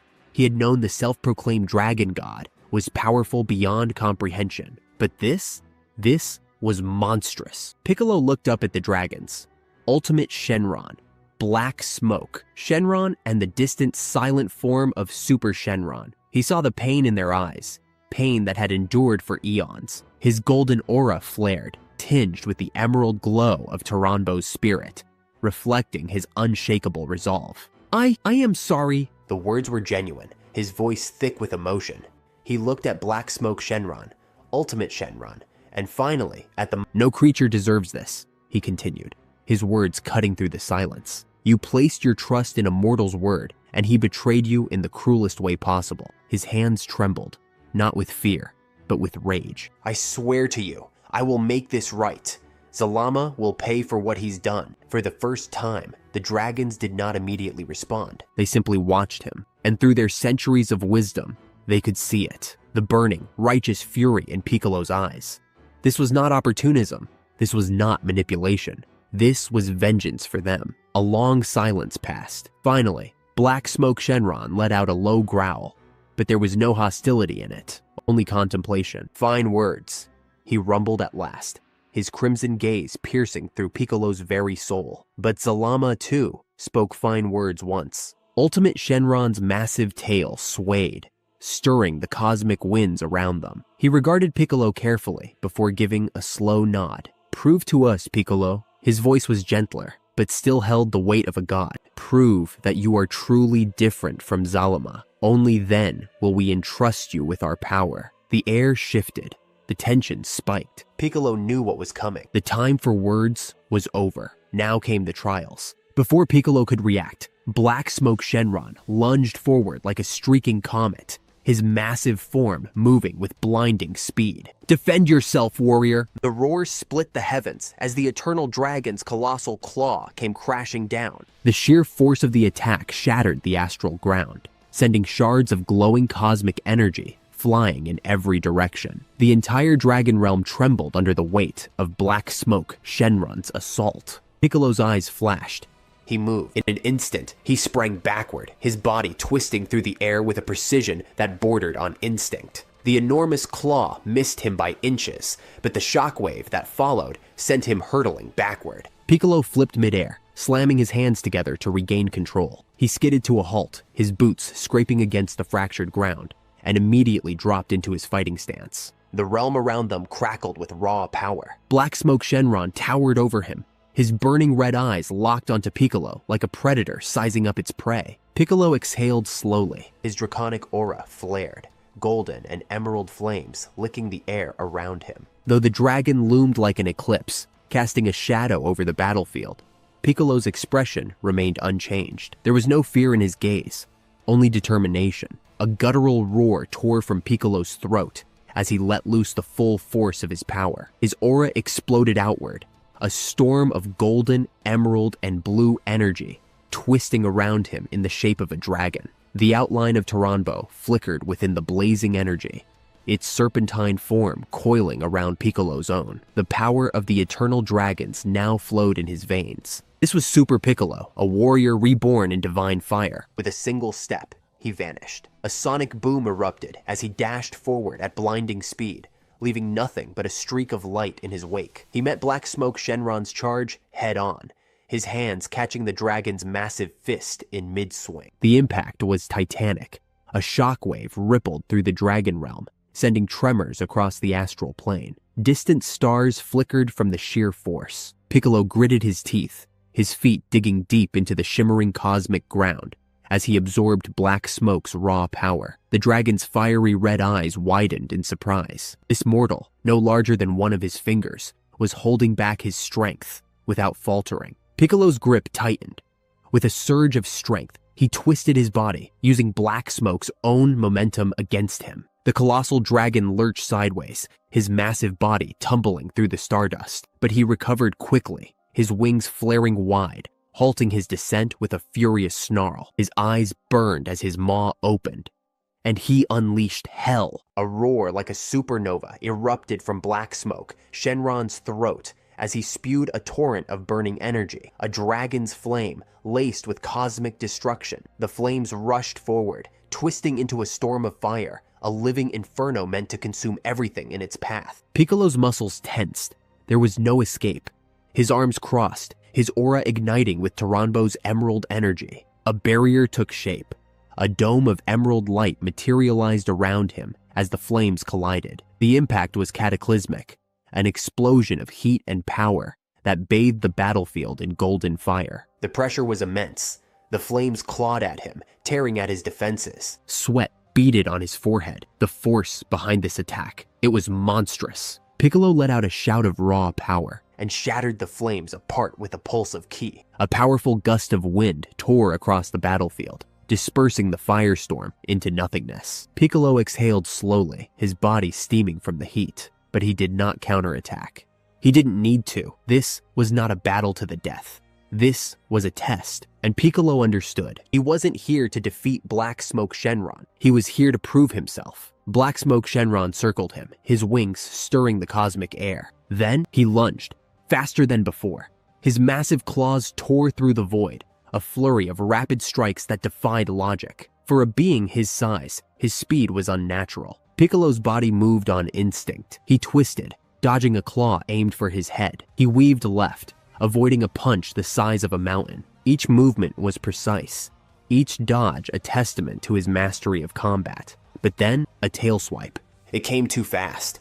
Piccolo barely had time to react, as Black Smoke's tail struck like a divine hammer, sending him rocketing backward. He slammed through a floating cluster of crystalline rocks, the shards scattering like shattered glass. He hit the ground hard, pain lancing through his body. A thin streak of purple blood trickled from his lip, but Piccolo only wiped it away, already feeling his regeneration kicking in. His body was healing before his opponent's very eyes.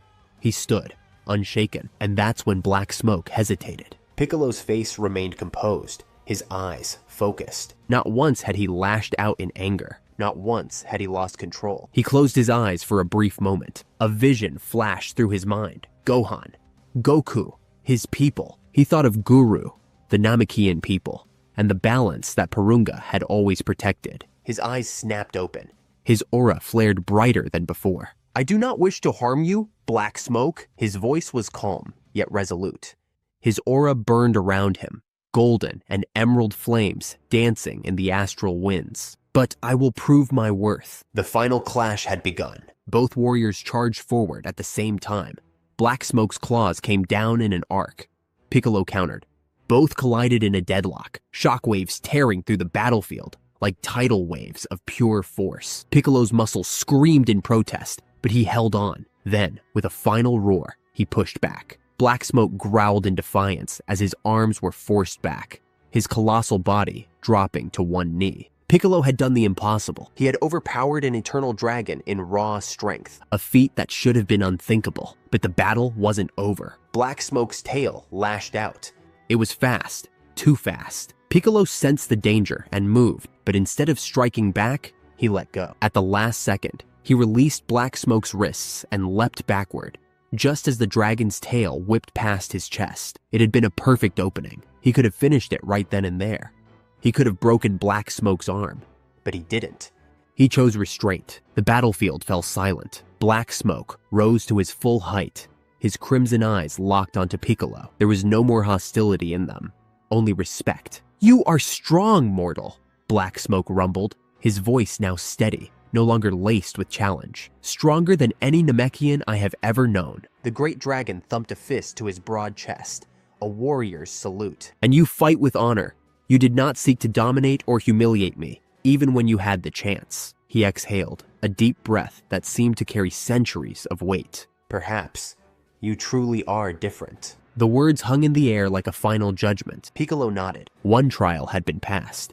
He had proven not just his strength, but his character. And yet, the next trial awaited. Ultimate Shenron observed in silence, his ancient eyes locked onto Piccolo with a gaze that seemed to pierce through his very soul. His expression was unreadable, but Piccolo could sense it. The subtle shift in energy, the quiet approval radiating from the Earth Dragon. Taranbo's spectral form, still entwined around Piccolo like a celestial guardian, let out a soft rumble of pride, a vibration that echoed within Piccolo's own chest. Yet Piccolo knew this was only the first step. Physical strength alone would not be enough to fully earn the dragon's trust. The next test would reach far deeper, into the very core of who he was. Then, without warning, the stars above began to shimmer. The light of the cosmos twisted and bent, forming spirals of energy that danced around him. The very fabric of the dragon realm began to shift, the air humming with an unseen force. Piccolo tensed, his sharp eyes scanning the changing realm. This wasn't a battle of brute force. This was something else. Ultimate Shenron's deep voice rumbled, his massive whiskers twitching slightly. "Prepare yourself, Piccolo," he intoned. "This trial is of the spirit. We must see the truth of your heart." The moment those words left Ultimate Shenron's lips, everything vanished.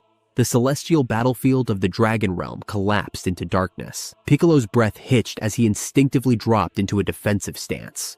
His surroundings had vanished. The air felt thick, heavy, as if he had been pulled into an abyss. He turned sharply. Nothing. Just blackness, stretching endlessly in all directions. "I'm alone?" Piccolo murmured. His voice echoed in the void, distant and hollow. Then, a shift. Shapes began to form.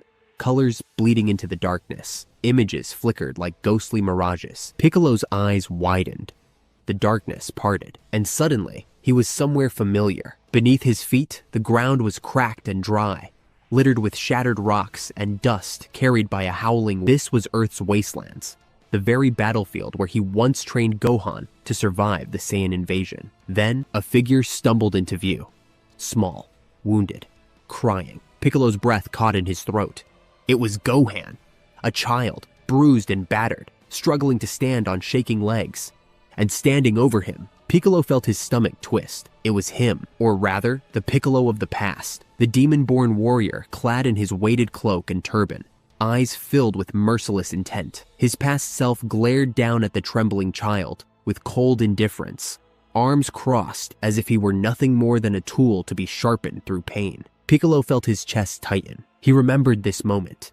He remembered how he threw Gohan into battle, forced him to fight alone, demanded that he endure. The boy in the illusion looked up, his young eyes desperate for approval, searching for a shred of kindness that never came. A deep shame settled in Piccolo's heart. I was so cruel, so lost back then. He stepped forward, instinctively reaching out. But before he could move, the scene changed. Now, he stood in a dimly lit chamber, surrounded by towering pillars. A figure lay slumped on the ground. Kami, the other half of his soul, his face lined with age and wisdom. His breathing was weak, his energy barely flickering after splitting his power to create Earth's Dragon Balls. He stared up at Piccolo, his gaze full of quiet concern. Then, his voice echoed, "Do you really intend to throw away your own life? Just to satisfy your vengeance, Piccolo?" Piccolo gritted his teeth. He remembered his hatred, his resentment toward Kami, his sworn oath to kill the one who had cast him away centuries ago. The anger from that time threatened to rise again. But then, another shift. A new presence emerged. A warrior, his face stern yet accepting. Piccolo's heart clenched. The Namekian had given up his life, his very being, to empower Piccolo in the fight against Frieza. Then came Guru, the elder of Namek, his warm voice filled with gratitude. "Thank you, Piccolo, for protecting my children." Piccolo exhaled sharply, his mind spinning.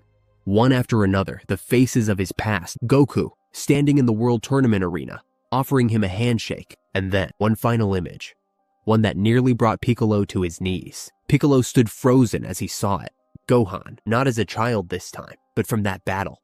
The fight against Nappa, the young boy cowering in fear, his small hands clenched into trembling fists. And there, in front of him, Piccolo's own body, arms spread wide, taking the full force of Nappa's blast. He could almost feel it again, the searing pain as the energy ripped through his chest, the shock at his own actions, and then his own voice. You're the only real friend I've ever had, Gohan. The memory crushed him, his past failures, his sacrifices, his growth, all laid bare. This was the true trial. Would Piccolo reject his past, or would he accept it? Taking a slow, steady breath, Piccolo stepped forward. The younger Gohan looked up at him, eyes filled with unshed tears. Piccolo knelt beside him, placing a gentle hand on the child's shoulder. His voice was thick, heavy. Gohan, I'm sorry. The boy's tears slowed, and then he smiled and faded away. Piccolo then turned to himself.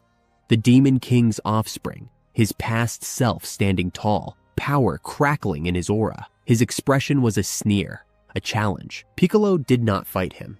He did not resist. Instead, he bowed his head. I forgive you. His voice was quiet but firm. He met his own gaze. You are part of who I was, but you are not who I am now. The apparition scowled, its form wavering, and then it vanished into nothingness. As the illusions of his past faded, a brilliant light pierced through the darkness, pulling Piccolo back to reality. He blinked, his vision adjusting as he found himself once more in the Dragon Realm. The endless stars above shimmering gently. The battlefield had returned, but something was different. Ultimate Shenron loomed closer than before, his massive red eyes locked onto Piccolo. There was no longer doubt in his gaze, no lingering suspicion. Piccolo could feel it, a silent acknowledgement, a quiet but undeniable approval. He had proven himself in the trial of spirit. He had faced his past without fear or denial. And that was exactly what the Eternal Dragons needed to see. Ultimate Shenron inclined his great head, a bow of respect, one proud being acknowledging another. Your heart is pure, Piccolo, the Earth Dragon intoned, his voice reverberating through the astral plane. You carry your past not as a burden of rage, but as a lesson. You have conquered the darkness within you. Piccolo let out a slow breath, only now realizing how tense he had been. His mind was still reeling from the visions, the emotions he had just endured. A warmth spread across his shoulder. He turned slightly, the spectral outlines of Taranbo, Porunga, and Green Shenron coiled beside him, their massive heads resting near him in silent support. The Eternal Dragons, who had already entrusted their power to him, had never wavered in their belief. Seeing him survive the crucible of the past had only deepened their bond. From above, Black Smoke Shenron let out a hearty laugh, the deep rumble echoing like distant mountains crumbling. I saw it too, Namekian! The massive dragon boomed, his crimson eyes burning with newfound admiration. The courage it takes to face one's own soul. You truly have the heart of a warrior and the soul of a wise man. Ultimate Shenron nodded solemnly. The skepticism that had once clouded his expression was gone. Piccolo had proven his strength. He had proven his character. But there was one final test. One last unfulfilled trial. The trial of trust. The Dragon Realm trembled. A power far greater than anything before began to awaken. A presence so immense, it was like feeling the gravity of a star pressing down on his soul. Piccolo and all the Eternal Dragons, Black Smoke, Ultimate Shenron, Taranbo, Porunga, and Green Shenron felt it. Then, a colossal golden light bloomed above them.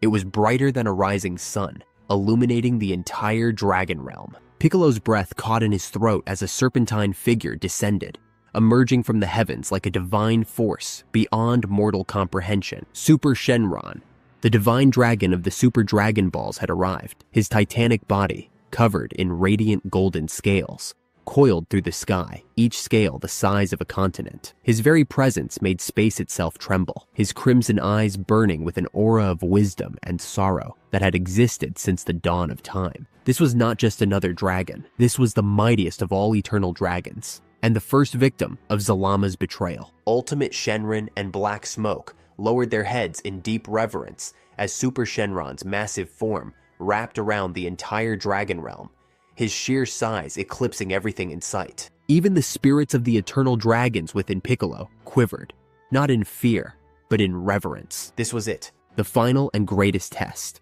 If Piccolo could not convince Super Shenron of his intentions, everything he had done would be for nothing. Super Shenron studied him for a long, silent moment. Then he spoke, not in a deafening roar, as one might expect. Instead, his voice was a deep, echoing whisper that reverberated directly in Piccolo's mind, ancient and heavy with emotion. Namekian Piccolo. Piccolo's eyes widened slightly.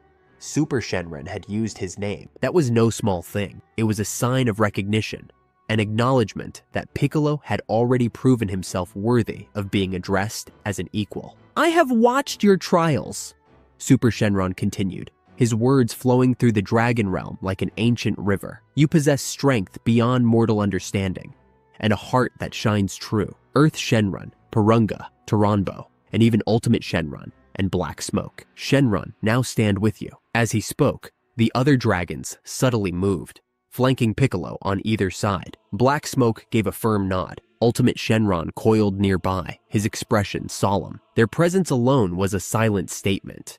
They stood with him, but Super Shenron's crimson eyes hardened. His voice, once steady, turned sharp, edged with the weight of millennia of suffering. But still, I must ask. His eyes narrowed. Why should I trust you? Piccolo felt the full force of Super Shenron's gaze upon him, and with it came a mental wave, an overwhelming probe into his very soul. Super Shenron was not just questioning him, he was scanning his spirit, searching for even the slightest trace of deception or greed. The pressure was immense.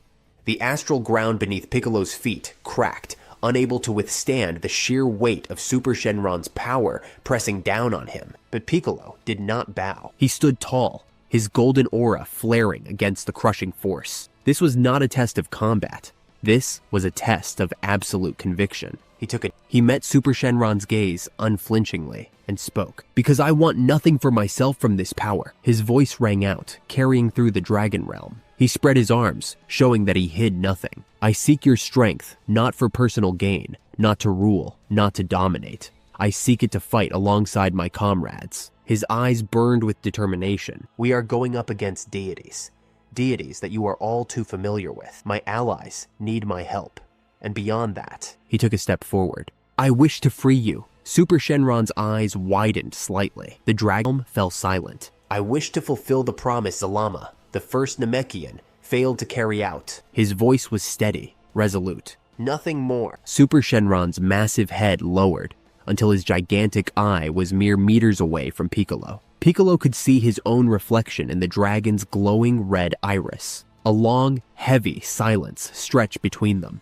Then, Super Shenron's voice rumbled like an earthquake. Many have made vows they could not keep. His words carried pain. Zalama himself swore we would be free. How do we know you will keep your promise, Piccolo? How do we know you will not become corrupted as he did? The challenge was clear.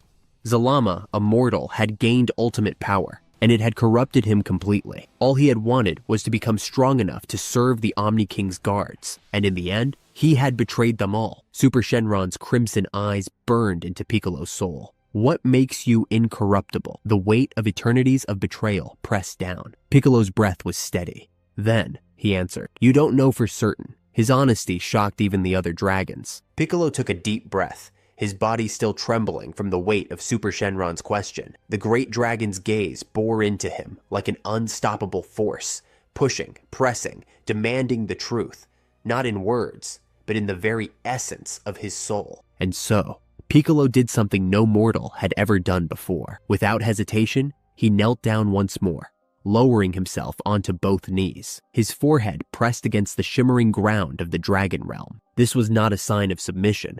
This was an oath, a vow that carried the weight of entire civilizations, the Namekian people, and the fate of the eternal dragons themselves. His voice, steady and unwavering, echoed across the realm. All I can offer is my word and my life, but I will bind them to my cause. His golden aura flickered wildly, the combined essence of Porunga, Taranbo, and green Shenron radiating from his form. Then he made a declaration that shook the cosmos. By my sacred honor as a Namekian, I make this vow. If I ever stray from my promise to free you, may my power shatter. May my life be forfeit along with my people. The moment those words left his lips, the stars themselves seemed to freeze. The eternal dragons stirred in shock. Even Super Shenron's great eyes widened. Piccolo had offered his very existence, his own people's fate, as collateral for his promise, and he wasn't finished. Still kneeling, Piccolo raised his head, his eyes burning with resolve. I ask for your power not to rule, not to bend others to my will, but to fight for my family, my friends. I have been a tyrant in my past. I know the emptiness it brings. His voice grew stronger. I will not walk that path again. Help me protect the Saiyans, and I swear, I will release you from the Dragon Balls forever. I will use every ounce of our combined power to break the chains Zalama bound you with. His fists clenched. Even if it costs me my life, I will see you free. A profound silence fell over the Dragon Realm. Nothing moved. No one spoke. Only the sound of distant cosmic winds whispered through the void. Then, a voice broke through the stillness. From within, Piccolo, the voices of Porunga, Earth Shenron, and Taranbo echoed, gently, yet filled with power. Brothers, their voices resonated in unison. We have shared our souls with this mortal. We have seen into his heart. He speaks the truth. Piccolo felt a familiar warmth, a strong presence beside him. Black Smoke, Shenron, the mighty dragon who had once doubted him, now stood as his greatest defender. His deep, gravelly voice rang through the realm. This Namekian has fought with honor and bared his soul. I believe in him. Ultimate Shenron's massive form shifted, his ancient gaze locking onto Super Shenron. He has passed our tests and shown nothing but virtue. The final voice came from Black Smoke himself. With a fierce nod, he slammed his tail against the astral ground, sending ripples of power through the realm. If any mortal is worthy of our trust, it is him. One by one, the eternal dragons stood beside Piccolo. Then, Super Shenron opened his massive eyes. The fiery skepticism that once burned within them had cooled. In its place, a glimmer of hope, a hope he had not allowed himself to feel since Zalama's betrayal. He stared down at Piccolo for a long moment. Then, his voice, soft yet powerful, echoed across all existence. His gaze bore into him, as if looking not just at Piccolo's form, but at his very soul. You have done what no other mortal ever dared. You met us as an equal, not as a master, not as a thief seeking power. You fought beside our spirits, not against them, and you offer yourself not for selfish gain, but for our sake. For the first time in millennia, Super Shenron lowered his great head. Galaxies trembled, entire realms quaked, a gesture of respect from a being beyond gods. For that, you have our trust. A wave of triumph and relief washed over Piccolo. He slowly rose to his feet, his entire body trembling, not from exhaustion, but from the sheer significance of what had just occurred. He had done it. He had convinced the eternal dragons. But Super Shenron was not finished. Super Shenron's crimson eyes locked onto Piccolo's. Know this, warrior, he said, his mental voice now a deep rumble. Our power is now yours to command, but it is also yours to safeguard. The responsibility you take is tremendous. Piccolo bowed once more, pressing his fist to his chest. I shall bear it with all that I am. In that sacred moment, a shockwave of energy burst through the dragon realm. The eternal dragons began to offer their essence, not as a forced sacrifice, but as a willing gift. Porunga, Taranbo, and Green Shenron's spectral forms merged into Piccolo first, their energies flowing into him like an emerald river. Piccolo's aura flared bright green, his body pulsing with newfound power. Next, Ultimate Shenron. His long, sinuous body dissolved into pure energy, his vast wisdom and untamed earth energy surging into Piccolo's core. Piccolo gasped as his skin took on a brighter hue. For a brief instant, the noble face of Ultimate Shenron flickered behind him, as if acknowledging their unity. Then, Black Smoke, Shenron, the fierce Namekian dragon, grinned one last time, baring his massive fangs in approval. His energy, red and gold, barreled into Piccolo. A roar tore from Piccolo's throat as the power multiplied within him, his body undergoing yet another transformation. His muscles tightened, His physique bulked up just slightly, exuding a newfound godly presence. For an instant, fiery markings crackled across his shoulders, before fading into his skin. Piccolo's breathing was ragged. His power had reached unimaginable heights, but it was not over yet. Finally, Super Shenron moved. The golden dragon's gigantic form shimmered. His immense eyes shone with both gratitude and determination. Then he spoke. "Use our power wisely, Piccolo." The air itself seemed to tremble as the colossal form of Super Shenron began to dissolve, his golden scales turning into a luminous river of divine energy. The entire dragon realm quaked under the force of his transformation. Every inch of existence within that sacred dimension seemed to hold its breath, bearing witness to a moment unlike any before. Super Shenron's form condensed, his essence collapsing inward like a dying star before exploding into a celestial cascade of power. The great dragon let out an ear-splitting roar, a sound of both exaltation and release, as his divine might poured into Piccolo like a waterfall of molten light. Then came the ascension. Piccolo's senses were assaulted by an overwhelming explosion of energy. His vision burned with colors beyond mortal comprehension.